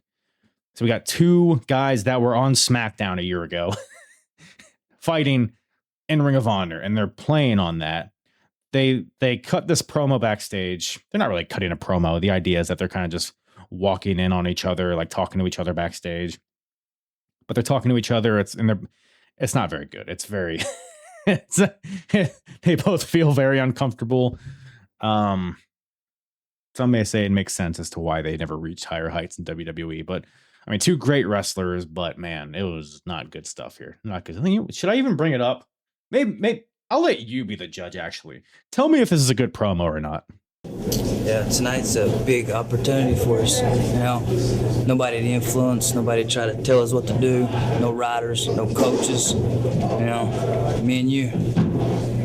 Jamie, we're pals. We go back a few years, and aside from just being pals, First of all, Brian Kendrick, I mean, both of them kind of look like they're reading off of cue cards, but can you just hear like the energy? Like it feels very like they're giving book reports, but I don't know, continue. I've always had the utmost respect for you, and you're a hell of a talent, Jamie. And this is the kind of reason I got into wrestling in the first place, was matches like this, going in there with another dedicated, talented wrestler. And it's refreshing to me to finally get a chance to have that kind of match without 15 people in the back telling us, go out there, do your best, but don't do this, or this, And I've heard this before, but it's a lot like an artist being told to only paint with yellow, green, and purple and go nuts. You got 15 minutes, and it's nice not to have those restraints. So, Jamie, you say you're excited, but I couldn't be happier for having this opportunity tonight, Appreciate that, It means a lot to me to get a wrestle you. I was excited when I heard that. I always thought they had the ball and chain on you, but tonight that all comes off, no ball and chain, no restraints. Dude, you better bring your A game, pal, because I'm here for a reason. You got it, buddy. I'll see you tonight. Which, by the way, classic Ring of Honor. That terrible acoustics in the hallway. People just banging stuff in the background. Who gives a shit? Let me throw this pallet of wood while you guys are cutting a promo. But yeah, you guys, I mean, hopefully gathered the gist of it. Basically, two guys that were in WWE for a while and couldn't really, in their words, basically couldn't showcase what they were capable of due to restraints and constraints and politics and things like that. So now they have an opportunity. Now they're free range, and now they can show the world what they got, which they will later in this show. But it's so interesting because Jamie Noble was such like a charismatic guy in WWE, and he's just such a wet noodle here. But maybe still transitioning where, it was very reminiscent of like very early, like I talked about this in the 2002 episodes when Nunzio was in Ring of Honor. And he was like, I'm not a character anymore. I'm not some Italian guinea. What's his fucking name? James something? I don't know if I can remember. But he's like, I'm a shooter. I'm not a pizza dough throwing guy. Like I'm a wrestler. And then he just proceeded to be just a boring guy. I mean, so sometimes these guys need these characters, these outlandish characters. But I don't know if that's the case here, but Gibson and Spanky, they end up having a match here, which is, it's a damn good match. Damn good match. I mean, I love both these guys. I don't want to come off like I'm shitting on James Gibson and Spanky, but it's very interesting seeing them in a different environment here. I mean, I don't know, like 2005, like why aren't these guys tearing it up in the cruiserweight division on SmackDown? I don't know. If WWE had any sense, they would do that. But at the same time, both these guys are back in the WWE like within a year. So, but they both come out. James Gibson gets a huge ovation. They're happy to see him. People are still happy to see Spanky, who is still pretty freshly returned himself. And there's big SmackDown sucks chants before the bell, which is very funny. Kind of a slower paced match here, slower than I would have thought, because I'm so ingrained to be. Yeah, I see Brian Kendrick and Jamie Noble. I'm expecting like a cruiserweight style 6-minute match on SmackDown, but it's like a, I don't know, like a 14, 15-minute match here in Ring of Honor. It had a different pace to it, but I didn't mind it.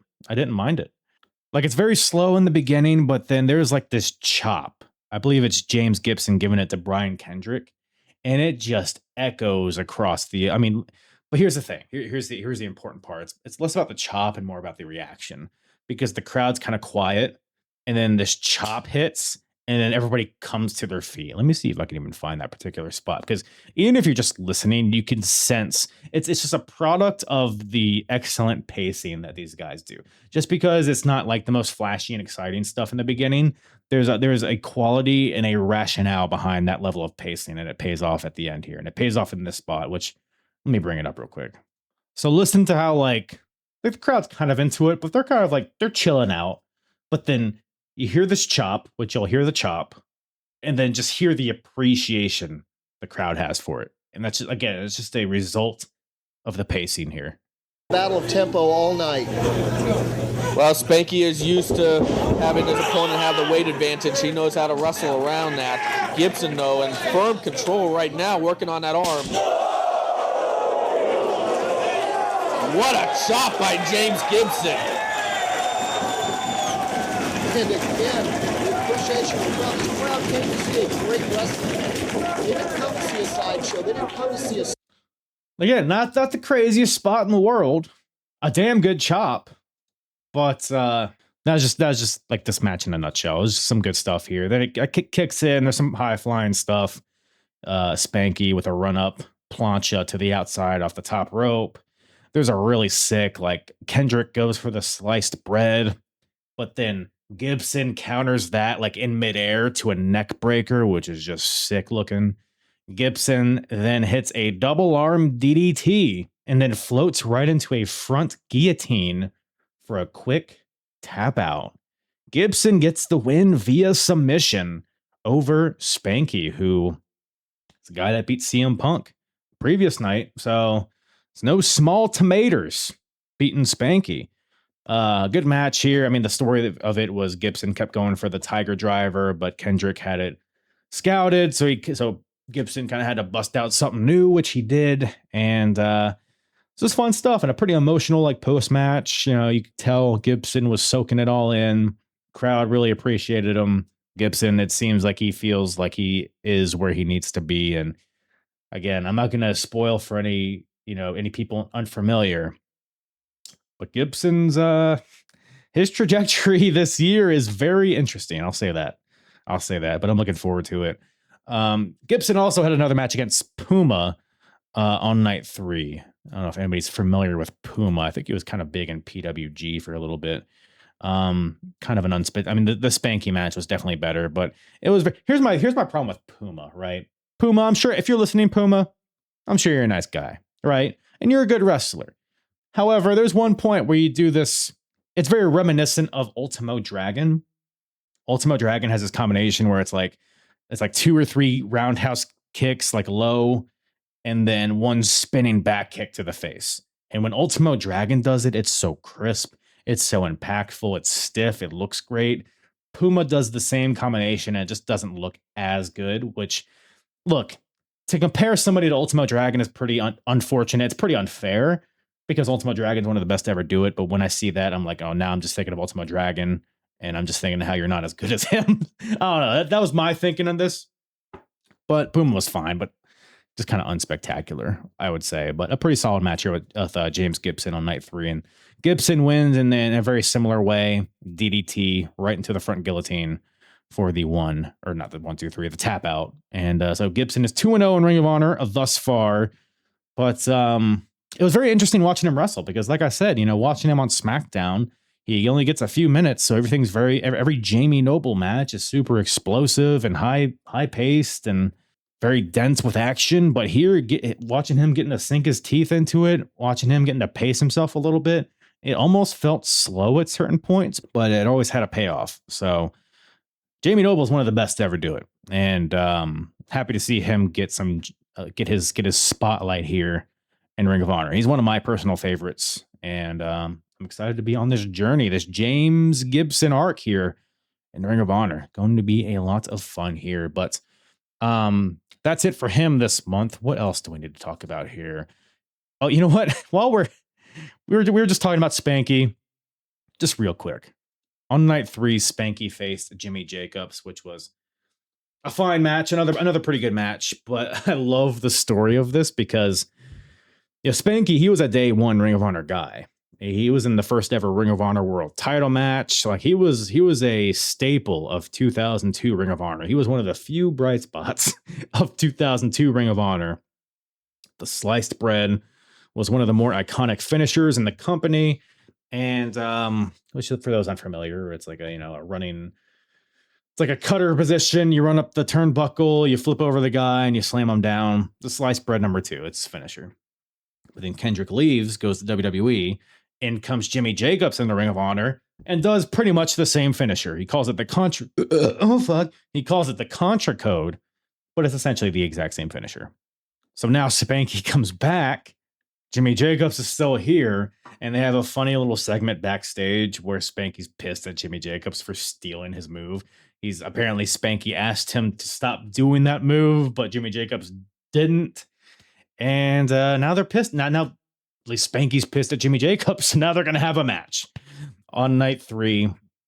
And they do. And again, simple story on night 3, but there was some decent stuff there. Kendrick came off a lot more aggressive than he usually is. Usually he's pretty flamboyant and he's playing to the crowd or whatever, but he was just a lot of brutal forearms, a lot of steak, not as much sizzle, not as flashy, just a lot of strikes. And he's throwing Jacobs into the barricade. He's really just aggressive in this one. And the finish comes, which is perfect. Jimmy Jacobs goes for the Contra Code, but Kendrick, he knows how to counter it. Shakes Jacobs off, super kick, Kendrick with a super kick to the face, and then Spanky hits the sliced bread, the original version. For the 1, 2, 3, Spanky beats Jimmy Jacobs in, I guess, the sliced bread number 2, better than the Contra Code. It's just a funny... I don't know. I feel like it should happen more often when 2 guys have similar moves, and it's like, no, you don't do that. I do that. But some fun stuff. But let's go from fun to more fun, I guess. I don't know. I was about to say fun to brutal, but this is also very fun here. Bryan Danielson, Homicide, best of 5 series continuing here, ladies and gentlemen. So to recap, I guess there's not much to the feud other than these guys just don't like each other. It's a pretty simple feud, but they're basically settling it through a best of 5 series. Match 1 occurred last month. It was a submission match, and surprisingly, Homicide won. He debuted I believe it was a Kimura lock or something along those lines, and he was able to tap out Bryan Danielson, which was very surprising. So Homicide comes into this month leading 1-0, and that brings us to match 2. Occurring on night 1. That's confusing. But it's night 1 or night. Yeah. Fuck. Night 1. We have match 2 of the best of 5 series between Bryan Danielson and Homicide. What's the stipulation? Every match has a different stipulation, by the way. Match 2. A taped fist match. Haha. Goddamn, pal. I fucking hate this match. It's so stupid. It's this Jim Duggan ho bullshit. You put some tape around your wrist and all of a sudden you have superpowers. Like, go fuck your mother. I get it. It protects your hand so you can theoretically punch harder and more often. The tape is a little rough, I guess, so it can cut you open. But man, they build this thing like you're putting on like Hulk fists made of stone. You know what I mean? But it's whatever. It's just a match. But they got. By the way, also wrestlers already tape their fists, like most wrestlers. You know what I mean? So I don't know, but they come into this match. It starts off like a boxing match. Dude, they have their tape fists and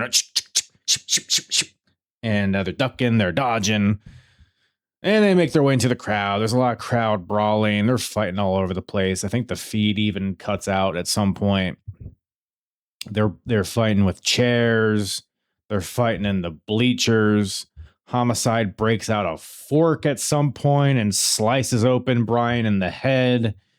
Gabe Sapolsky on commentary, by the way, says that this is the first time that Bryan Danielson's ever bled in ROH, which is surprising to me, but I guess he's the owner. So if anyone knew, it'd be him. So, and that kind of really opens up like what the purpose of this feud is because Bryan Danielson's been like we know who Bryan Danielson is nowadays, but back here in 05, he's still kind of like just the good wrestling guy, the guy with the tights and the boots and the goofy fucking Lord of the Sith robe. He comes out like he's just wrestling guy, but this feud has done a pretty good job, I think, at giving Danielson an edge to him. And this street fight kind of environment is a kind of a breath of fresh air for Bryan Danielson. So giving him a feud to sink his teeth into, which he hasn't really had many of those, surprisingly, thus far in Ring of Honor.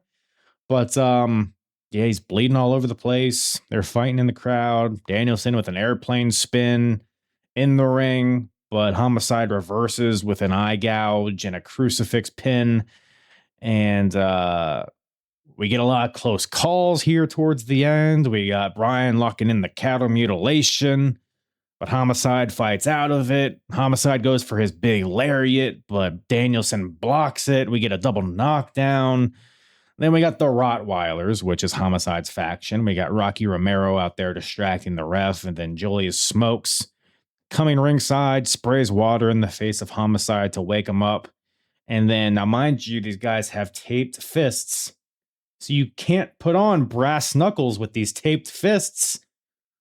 But Julius Smokes has that covered because Julius tapes brass knuckles to the fist of Homicide, and he tapes it to an extent to where it's completely taped, so you can't see the knuckles. So the ref doesn't notice it, and Homicide just punches Brian in the face, knocks him out. 1, 2, 3. Homicide gets the win, which unique finish, but I liked it. It's very surprising because Homicide got the win in match 1, which is Brian's specialty. And I figured Brian would get the win in Homicide's specialty. I thought that was the story they were going to be telling here, but no, Homicide now is up 2-0 in the series. And that brings us to night 3, match 3. There we go. Got some cohesion now. Actually, hold on. Before I get there. Night 1. We got to talk about night 1 more time. Night 1, after the match. Match is over. The show keeps continuing. After a match or two, we cut backstage. Sugar Sean, one of the interviewers, finds Bryan Danielson. He's asking him some questions, and Brian's like, "If you see Homicide, tell him to meet me in the parking lot after the show." And then later in the show, Sugar Sean finds Homicide. He's like, "Homicide, oh, but Brian wants you to meet him in the parking lot after the show." And Homicide's like, "All right." So I guess they're fighting in the parking lot after the show. And the show, so this is the end of the show. Both guys have agreed to meet in the parking lot, and this is how this segment opens. Homicide! Homicide! Homicide!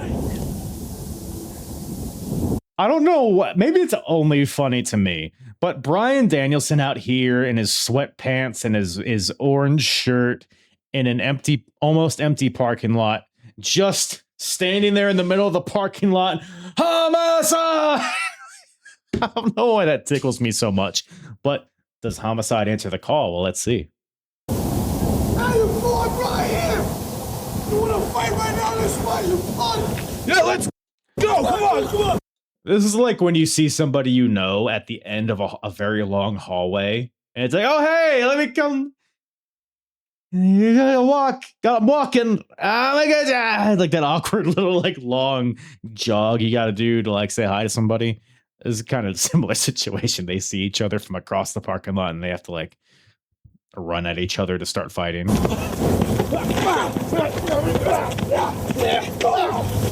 And then they start fighting. You know how that goes. But yeah. So that's how night one ends.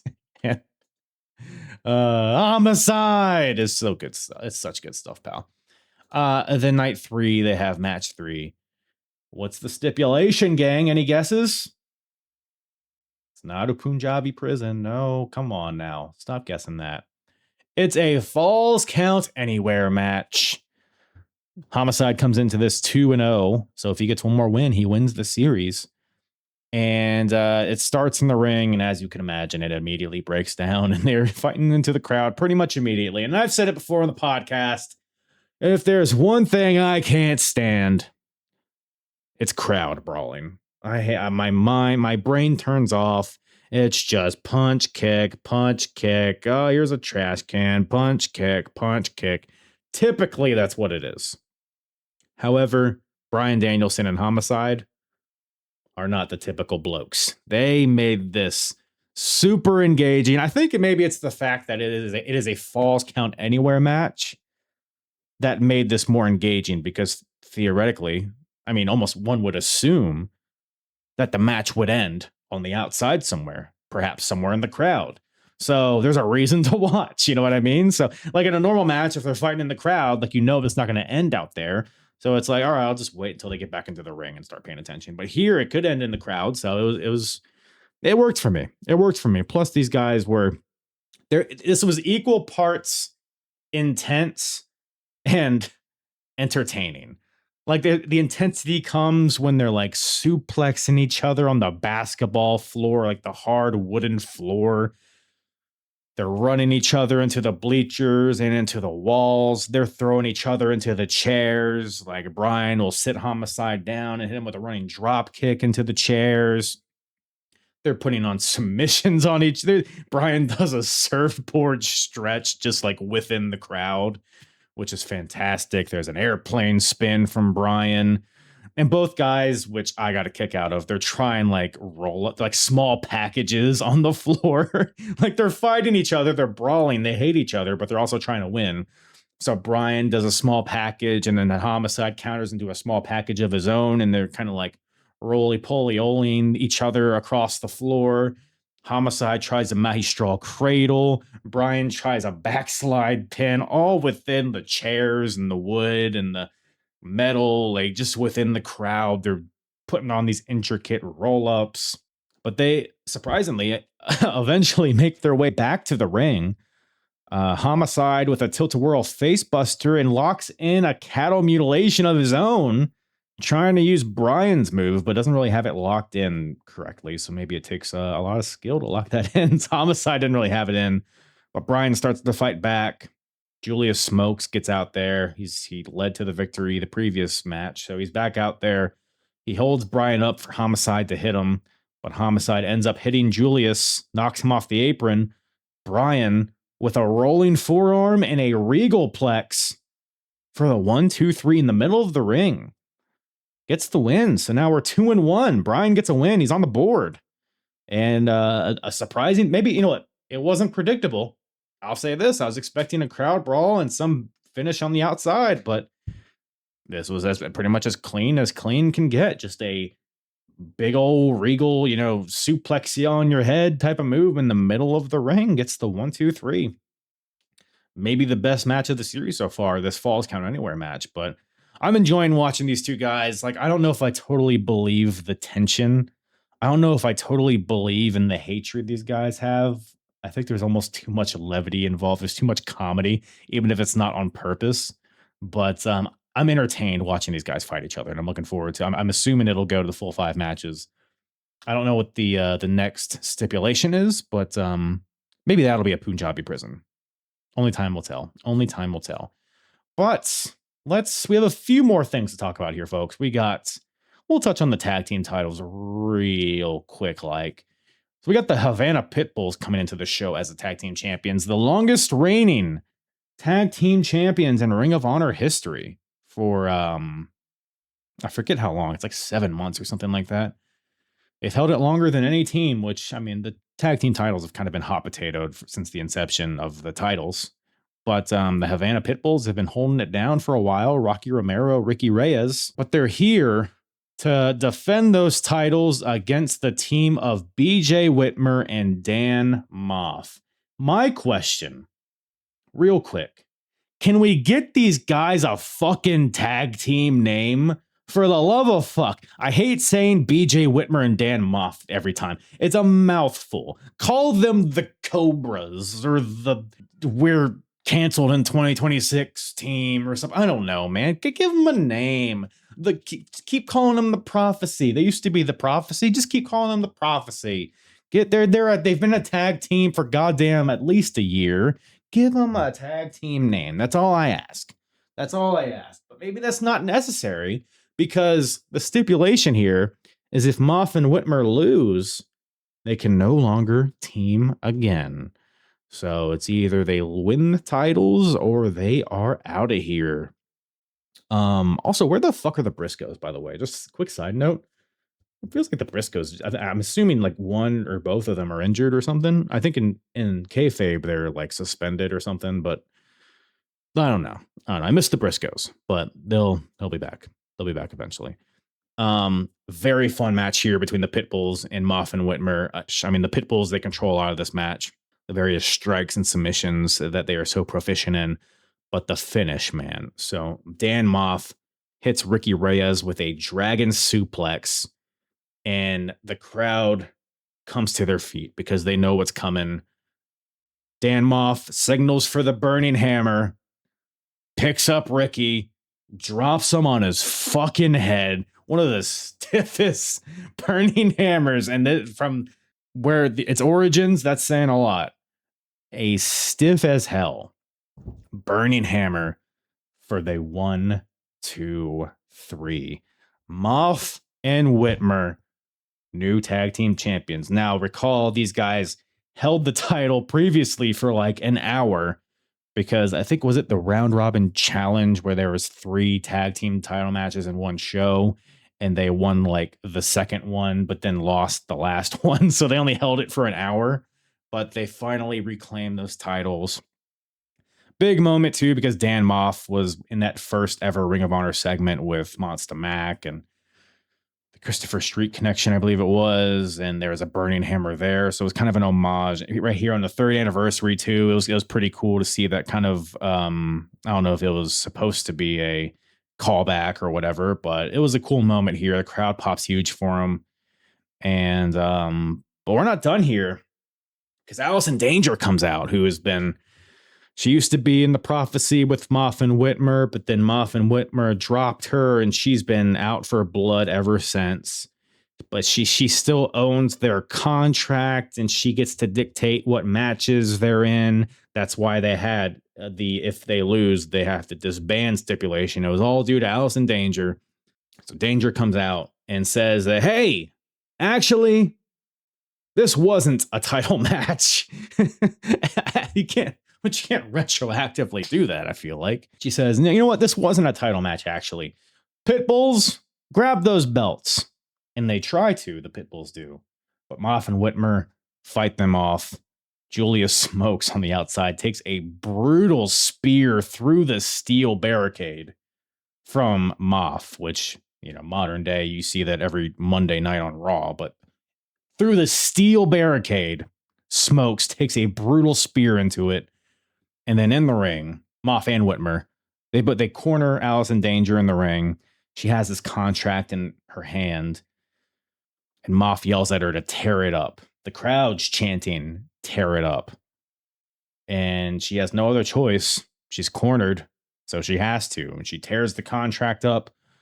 The crowd chants, eat it, which that's She did not eat it, but man. Which, like, do you not have another copy of it? I don't know. Is that legally binding if you just rip a contract? Does that just make everything that's in it null and void? Like, feels like there's got to be some other like foundation to this contract that's somewhere that you can go back to. But I guess, I don't know. I guess she doesn't own their contract anymore. And BJ grabs her. You would think they would let her go, right? Just rip the contract, let her go. Cool. But nope. BJ, classic BJ Whitmer, grabs the lady and slams her on her head. And with a wrist clutch exploder suplex, crowd chants one more time. Fucking sickos in the crowd, man. Moth puts her in a figure four and BJ off the top rope with a frog splash onto Alice in Danger. So that's, for keeping score at home, that's 2 women that have gotten their ass kicked by guys on this month, dude. What a time. What a time 2005 was. But Bobby Cruz once again announces that they are indeed still the tag team champions. So it feels like the blow off between the Alice in Danger versus Moth and Whitmer saga, which thank God, I mean, it's been long overdue in my opinion, but yeah, Moth and Whitmer are the tag team champions. And now they're just a couple of tag team guys, no longer with this Alice in Danger nonsense behind them. So we'll see.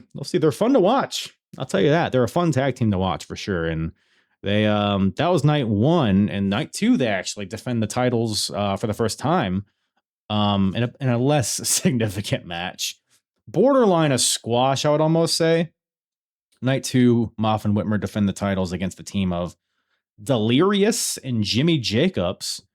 And boy howdy, if this is a case of maximizing your minutes, because I expected this to be a full-on squash, and it was a pretty quick match. But man, there was some hope spots for Delirious and Jimmy Jacobs that had the crowd on their feet. I was watching this, and I was like, shit, do they lose the titles here? There's one point where Jimmy Jacobs hits this insane top rope Hurricane Rana, where both him and BJ Whitmer are standing on the top rope. Jacobs hits this top rope Rana, and then Delirious, like a power and glory type of thing, Delirious follows up with a splash to the back of Whitmer for a very close 2 count. I mean, the crowd was, I thought it was it. Again, I was watching this. I was like, oh shit, are they going to get it here? Great false finish there. But then reality sets in. Moth with a huge, like, I don't know, you call it like a Blue Thunder pile driver to Delirious. Then BJ with a wrist clutch suplex to Jimmy Jacobs. Moth and Whitmer with a hilarious, like, battering ram. Like, they each grab an arm and a leg of Jimmy Jacobs and they just battering ram him into the steel barricades on the outside.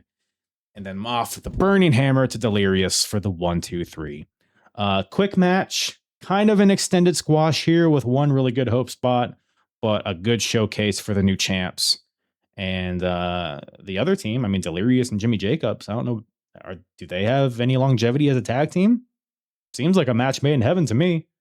2 wacky, delusional fucks. Seems like it fits. Maybe that can be their team name. But, so, those are the tag team champions, BJ Whitmer, Dan Moth. Shout out.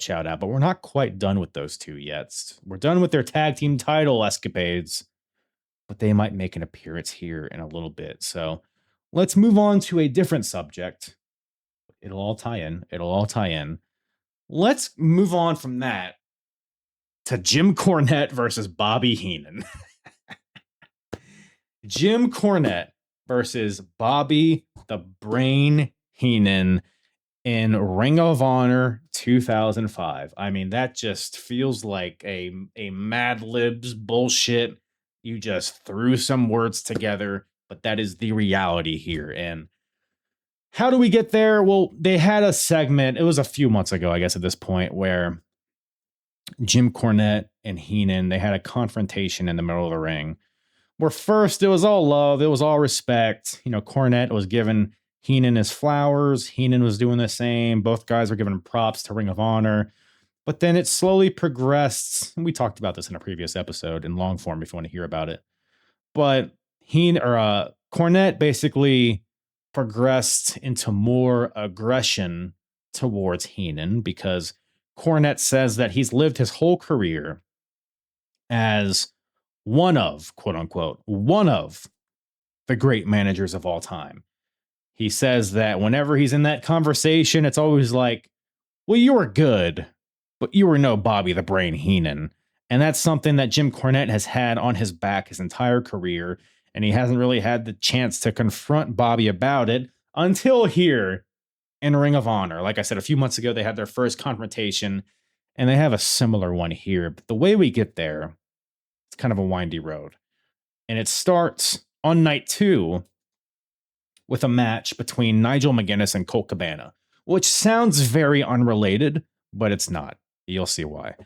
First of all, I just want to shout out this match in general. It was a very lighthearted, kind of a comedy match, but also is more just like a lighthearted, friendly chain wrestling grapple fest, I guess is how I would describe it. People have really gotten attached to Nigel McGuinness.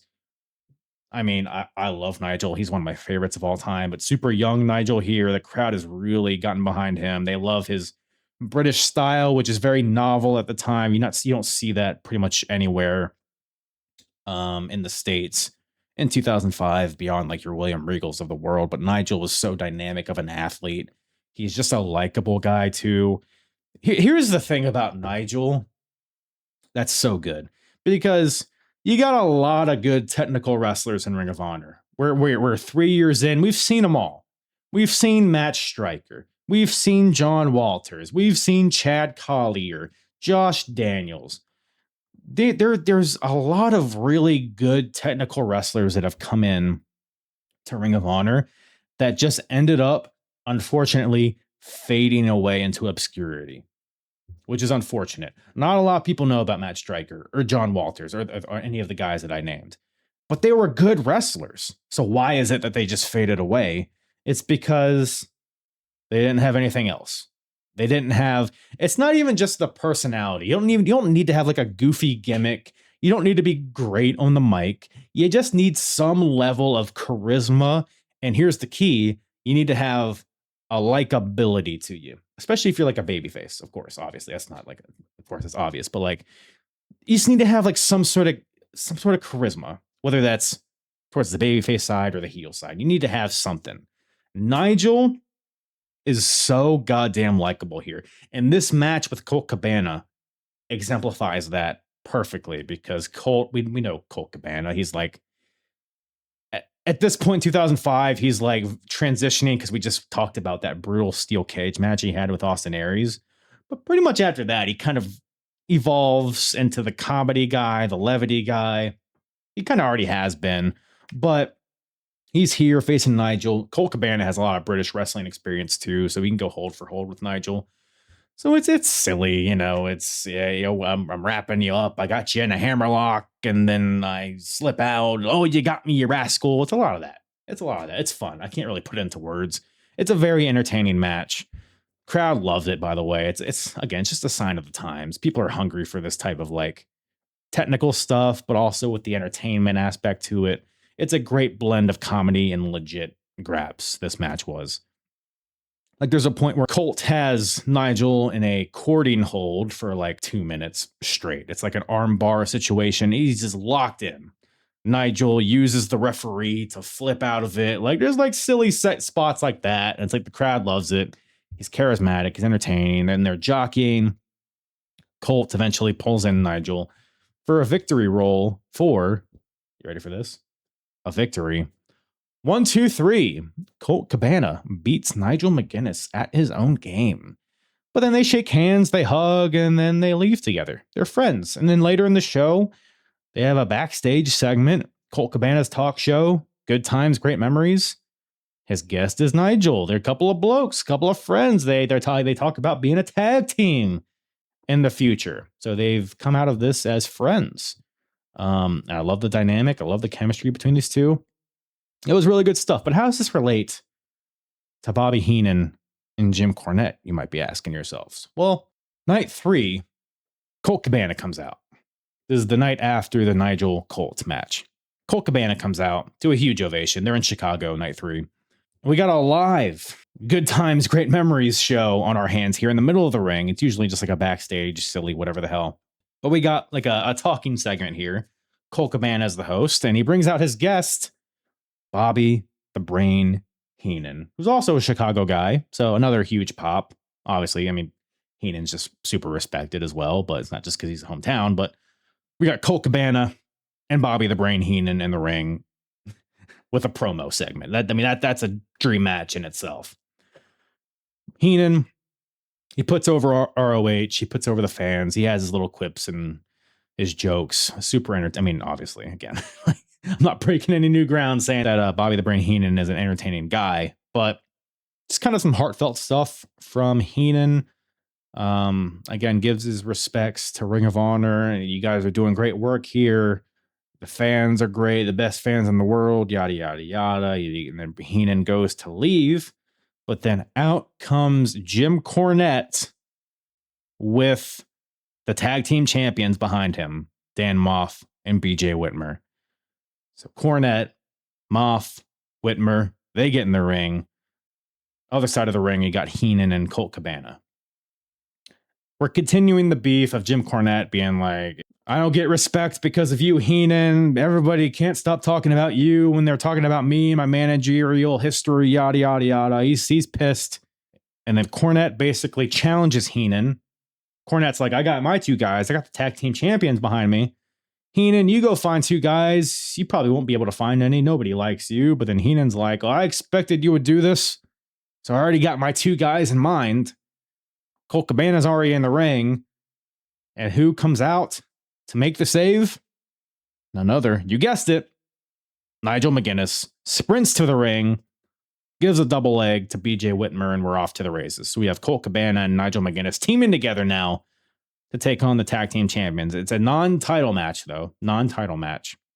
That's the match, but in reality, this is Bobby Heenan versus Jim Cornette because each manager is taking turns trying to help their team.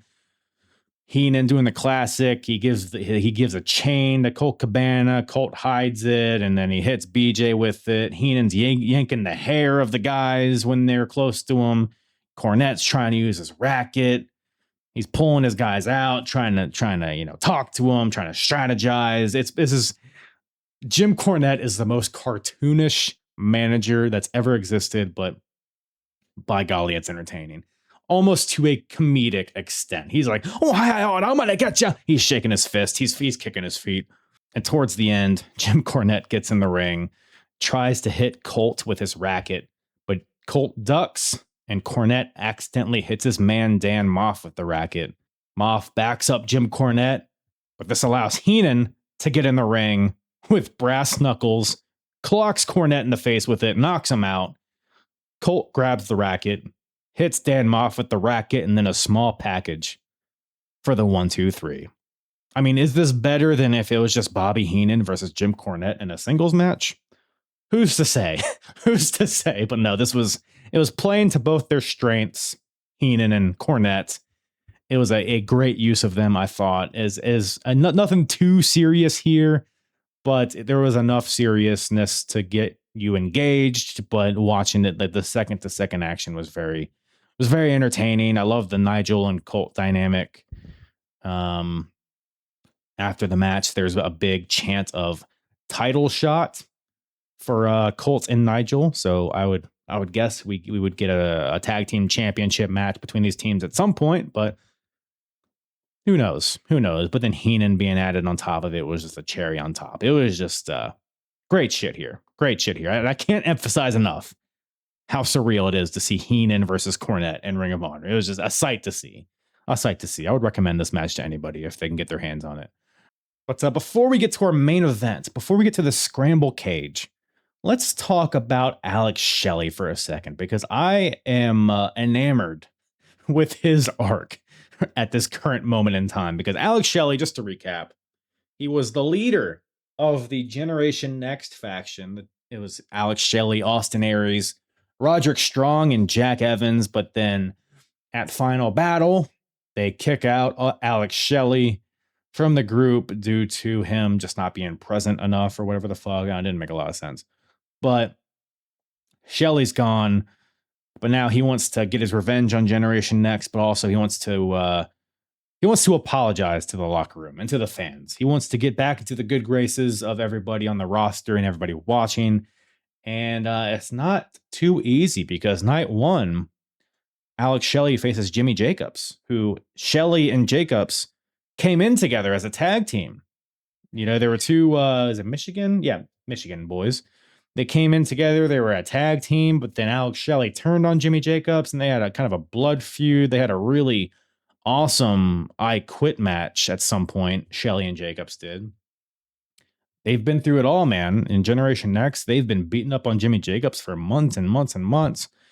But now Alex Shelley wants, my bad. You know what I mean? It's like, sorry about all that stuff. We were douchebags. But Jimmy Jacobs was having none of it. So they have this match. It's a pretty good match here. It's not as good as like their I Quit match or anything, but it's a good match. Shelley and Jacobs have tremendous chemistry. I mean, they know each other so well. I love the finishing stretch here. Alex Shelley has the Border City stretch on Jimmy Jacobs, but Jacobs gets to the ropes. Jacobs goes for the Contra Code, but Shelley counters it into a shell shock into the corner pads. Goes for another shell shock, but Jimmy Jacobs counters into one of his own for a 2 count. Jacobs floats into the Border City stretch, so he's using all of Shelley's moves against him, but Shelley knows how to counter, does so, locks in his own Border City stretch onto Jacobs, and Jacobs taps out. And then Alex Shelley, after the match, he gets this win. He grabs the mic, he cuts a promo, and he's like, look, sorry, he's essentially apologizing, and he's showing respect towards Jimmy. He extends his hand, but Jacobs says, fuck you. He kicks him in the gut, hits him with the Contra Code, spits in his face. The crowd boos him a little bit, which I'm kind of with him. Like, look, the guy is saying is sorry. You know, if you don't want to shake his hand, it's one thing, but to beat him up after it's a little bit rude there, Jimmy, but whatever. So Alex Shelley, unsuccessful in night one at regaining the respect, at least from his peers. But then night two comes along. We got Alex Shelley versus CM Punk. Which, by the way, CM Punk debuting the trunks here. Come on now. CM Phil with the short boys. It's, how we know CM Punk nowadays. So he's gotten rid of the basketball shorts. And he's looking jacked, by the way, this CM Punk. By the way, I'm watching this and I'm like, okay, this is what CM Punk looks like when he's dieting and working out naturally. 2005 CM Punk is what jacked CM Punk looks like naturally. I'm not saying anything about 2026 CM Punk. I'm just saying you put them side by side. It's a little sketchy. I don't know. But that being said, we got CM Punk versus Alex Shelley, and match is okay. I'm watching this match and I'm like, I feel like Alex Shelley just works so much better as a heel. You know what I mean? And he's trying to be a good guy. Like there's points in this match where he has like the opportunity to run Punk into the barricade, but he decides not to. And it's like, look, Alex Shelley's especially when the Motor City Machine Guns come along. Like he's a very like electric wrestler, but I feel like at this point in his career, he needs to be a heel. So I'm not totally sold on it yet, but I'm almost wondering, like, should it have been Austin Aries kicked out of Generation Next, which I think would make a lot more sense given, Aries' title win, how it was so like the crowd popped for it. It was such like a great moment. And then you got the title defense was equally electric. I feel like Aries should have been the one on the babyface run coming out of that. And Alex Shelley should still be leading Generation Next. That's just my thought, especially since Shelley is by far in a way the best talker of that group. I don't know if Austin Aries has enough to lead them as a mouthpiece, but I digress. That's a whole different thing. But good match here. Shelley's trying to prove himself as a good guy, trying to ingratiate himself with the audience in the locker room. And towards the end here, Punk goes for the Pepsi plunge, but Shelley backdrops out of it, hits Punk with a double stomp to the back of the head off the top rope, floats right into the Border City stretch, but Punk counters it, floats from that into the Anaconda Vice, and Alex Shelley taps out. So CM Punk beats Alex Shelley, but then the Embassy storms the ring, beats down on Punk. But then Alex Shelley gets back up and fights off the embassy and helps out CM Punk. So further proving himself as a good guy, I guess. And we finally get some Alex Shelley chants, and CM Punk stands up, meets him face to face. And I think, you know what? It's worth listening to this promo from Alex Shelley because Shelley's frustrated. You know, he got beat up by Jimmy Jacobs the previous night after the match. The crowd didn't really respond to him super well that night. And the crowd has kind of been booing him during this match too. So it's almost like a legitimate emotion from Alex Shelley in this promo. Let's take a listen to this, because the basic premise is that Alex Shelley is trying to be like, hey, fuck, I'm sorry. All right? Believe me. That's kind of the energy here. Let's take a listen. They're calling Austin Aries a personal Jesus. But I find that funny because I'm the one paying for Generation Next sins.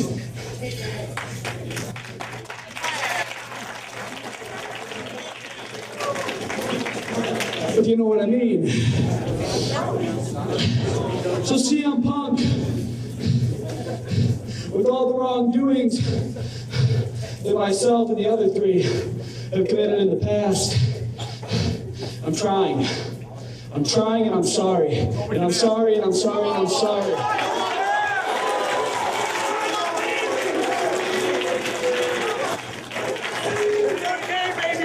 Hey, you can boo me if you want, but the bottom line is Generation Next is full of a bunch of douchebags. Because while sneak attacking people, we could have been learning from Ricky Steamboat. We could have been learning from Mick Foley.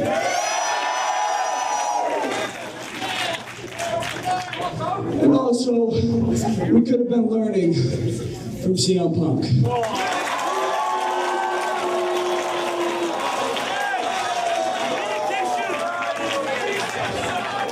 Actions speak louder than words. So here's my action, Punk. Some pretty good stuff there.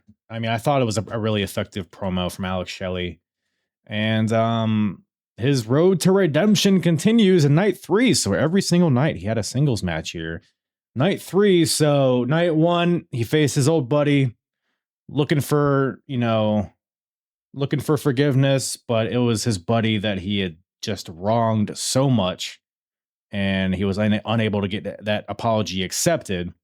Night 2, he had a little bit more, I guess, maybe desperation behind his seeking for acceptance, maybe, and facing another guy that Generation Next had made his life hell, CM Punk. I mean, the whole Generation Next, Second City Saints feud, and a CM Punk, a guy that's maybe the most respected guy on the roster. So it's a very big challenge to get his respect, but CM Punk ended up, grabbing the mic and being like, yeah, you got my temporary forgiveness, but I'll never forget, and I'll shake your hand now, but watch out, kind of thing. So he's making progress here as the nights go on, but then night 3, it's a little bit different because he's facing a member of Generation Next, Jack Evans. So we got Alex Shelley versus Jack Evans on night 3. Kind of starts out. First of all, Alex Shelley grabs the mic before the match. He's even like, look, Jack, because before Jack Evans wasn't in the picture. Like when he was kicked out of Generation Next, Jack Evans wasn't even there. But Alex Shelley is like, he meets him backstage. He was like, what's your decision? And Jack's like, look, man, you go your way, we'll go our way. I'm with them, but you go do your thing. So we get here to night 3, Shelley versus Jack Evans. And Shelley's like, look, man, I'm going to give you one more chance, Jack. We acted like douchebags. I'm going to give you one more chance to leave Generation Next. Join me so we have a chance to learn from all those guys in the locker room. The Mick Foleys, the Ricky Steamboats, the CM Punkses, and Evans immediately just slaps the shit out of Shelley, and we're off to the races. Fun match between Alex Shelley, Jack Evans. Starts off as kind of like a submission exhibition for Shelley, just stretching Jack all over the place here. We get the skull fucker from Alex Shelley. We get Shelley locking in what seems to be like a like a sharpshooter, lion tamer, surfboard combination. I don't know what you want to call it. A reverse Boston Crab, but on his knees. Like, think of a reverse Boston Crab, facing the opposite way. But then Shelley drops to his knees. Like, that's how much he's bending him backwards. Oh, this is stiff stuff here. Jack Evans, I mean, he's just... Jack Evans, I said this about Walter and Matt Riddle a couple weeks ago about progress.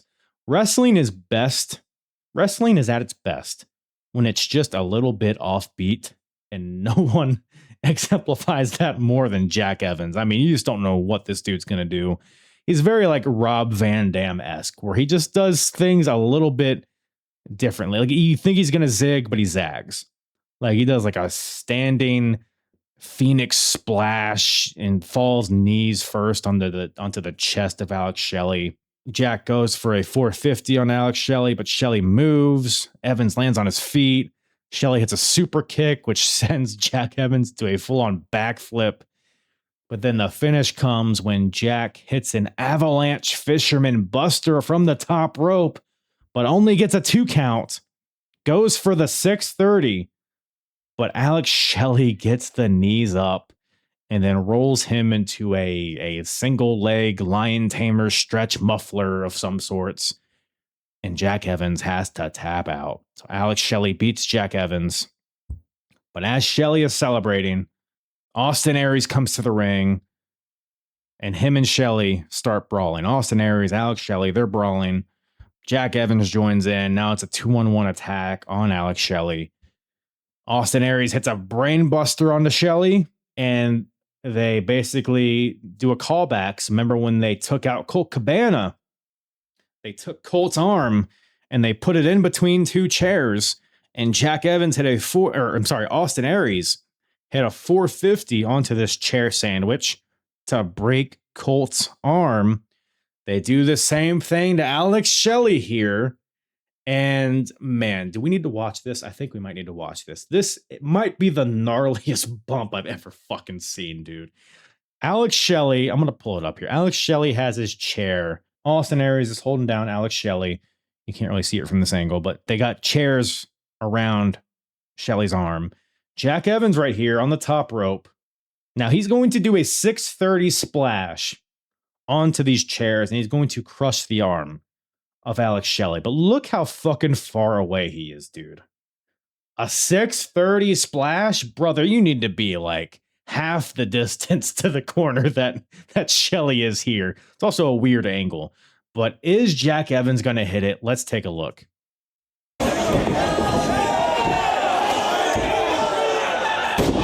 Oh my God, dude. His fucking head. Just head and neck first onto this chair. I mean, he hits it, I guess. It looked goddamn brutal. It looked like it hurt Shelley, but Jack Evans, I don't know how he walked away from this dude. Can I do a freeze frame of his impact here? I mean, what are we talking about, brother? That's a steel chair he's landing on. Are you kidding me? Good gravy. Good gravy. This guy's out of his mind. Anyways, so that's Alex Shelley. Broken arm. He's gone. See you later. So maybe the arc doesn't matter. But no, we'll see what comes of that. I know Generation Next gets a new member at some point, and I'm looking forward to see how that, especially coming out of this month. I'm not going to spoil it for anybody that doesn't know, but the things that happen this month, I'm curious to see how that happens. But so that's that. Let's close this out. It's been a long one. Sorry. I babble about Ring of Honor. It's just such an interesting time. Let's end this bad boy with something that doesn't require a lot of brain power here. Let's go back. Let's close this out with the night 1 main event, shall we? We got the Scramble Cage match. We got the team of Azriel and Dixie, former Special K members, versus the Carnage Crew versus the Ring Crew Express versus Generation Next, represented by Jack Evans and Roddy Strong, more Jack Evans, versus Special K, represented by Deranged and Izzy. So this is what we're going to do, gang. This is what we are going to do. We are just going to, I'm going to share my screen here. I'll explain what's happening. So if you're listening in audio, you're still with us. But what is a scramble cage? Well, it's a cage. And I'm sharing my screen now. You can see it. There are 4 in each corner of the cage. There is like a black platform. This match is just, hey, let's throw some guys in a ring. Let's see what they'll fucking do off the cage. Let's see what these crazy assholes will do when we get them a platform for them to just jump off of and do wild shit. Let's see what happens. What's the worst that could happen? And that's what this match is. We're just gonna watch the spots that happen, and we're gonna grade them out of 10. Let's do that. By the way, it's like war game style, where it's like 2 teams start and then people come in, but everybody's in the match within like 2 minutes. So it doesn't really matter. Oh, by the way, the loser of this match is suspended for 90 days. So that's the stipulation here. So nobody's done anything yet. So everybody's fighting in the ring, and the Ring Crew Express come out, and they immediately, before they even get in the ring, they just climb to the platforms here. Let's see what these fellas do. Behind Dunn and Marcos. Stage dive by Marcos. Stage dive by Dunn. Almost coffin Stage drop. dive from Yeah. the top of the cage. Good way to start it out. Nothing too crazy, but still pretty death-defying. I'll give that a 5 out of 10. I'll give them both a 5 out of 10. They're both pretty much the same. By the way, apparently I don't know what exactly happened, but apparently maybe it might have been that spot there. But Roderick Strong busted his ankle in this match and had to be helped to the back. So he's not even in this match pretty much. All right, here we got Azriel and Jack Evans fighting each other on top of the cage, standing on top of the cage. What could go wrong? Meanwhile, you got the Carnage Crew just putting people through the meat grinder. Trying to throw each other off. Jack Evans throws Azriel off the top, just does a back. Oh my fuck. I legitimately forgot what happened.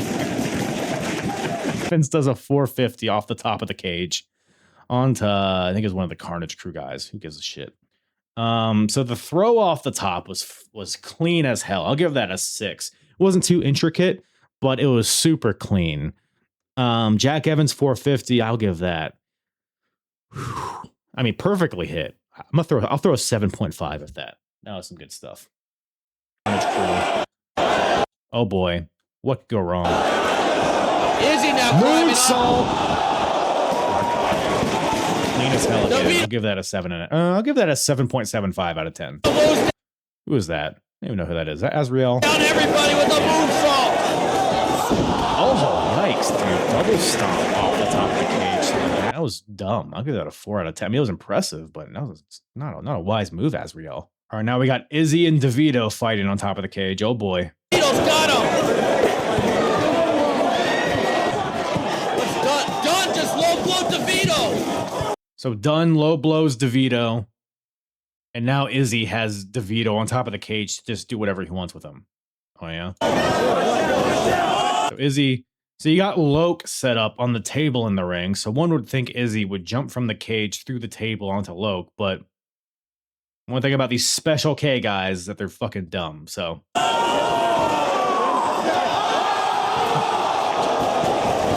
A Phoenix splash off the top of the cage to the outside onto a pile of bodies. It looked like Izzy fucking landed on the barricade.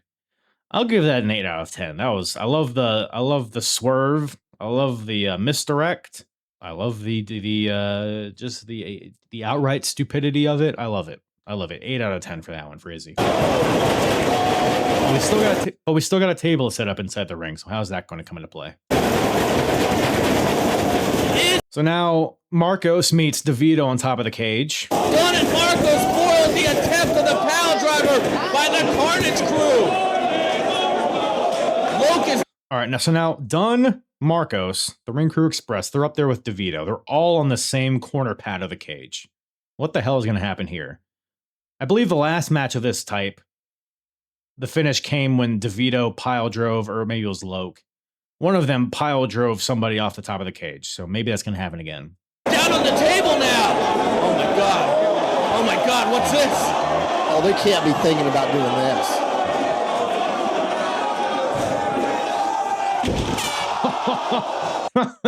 The electric chair assisted senton from the top of the cage through Loke, through the table. Fuck, man. That was gnarly. That could have gone so bad, but DeVito was kind of up there to brace them a little bit. But man, that was risky. I like the creativeness I'll give it a 7 out of 10. But that was some good stuff.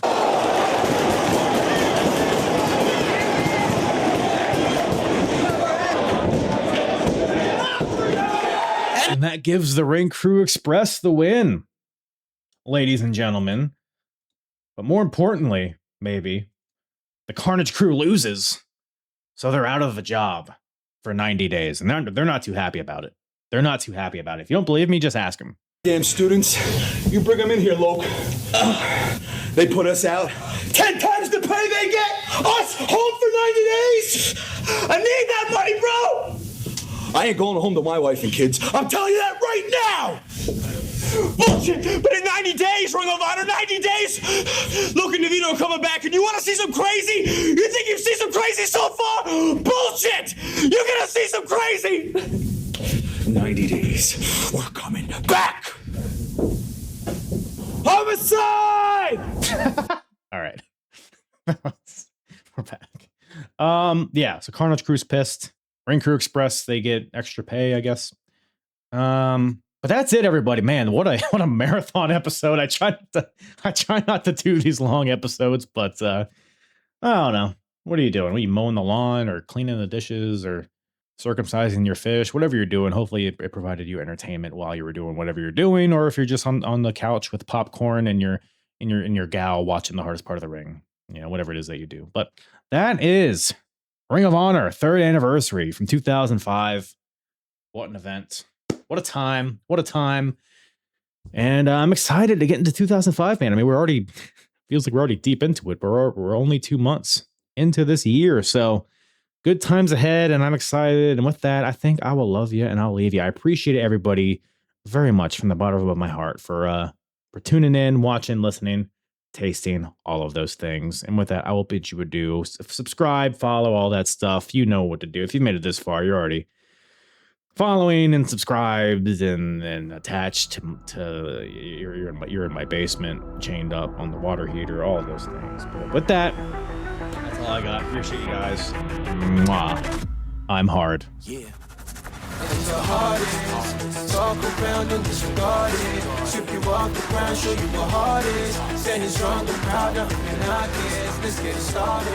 It's the hardest. Talk around and disregard it. Sweep you off the ground, show you what heart is. Standing strong and proud, nothing can knock it. Let's get it started.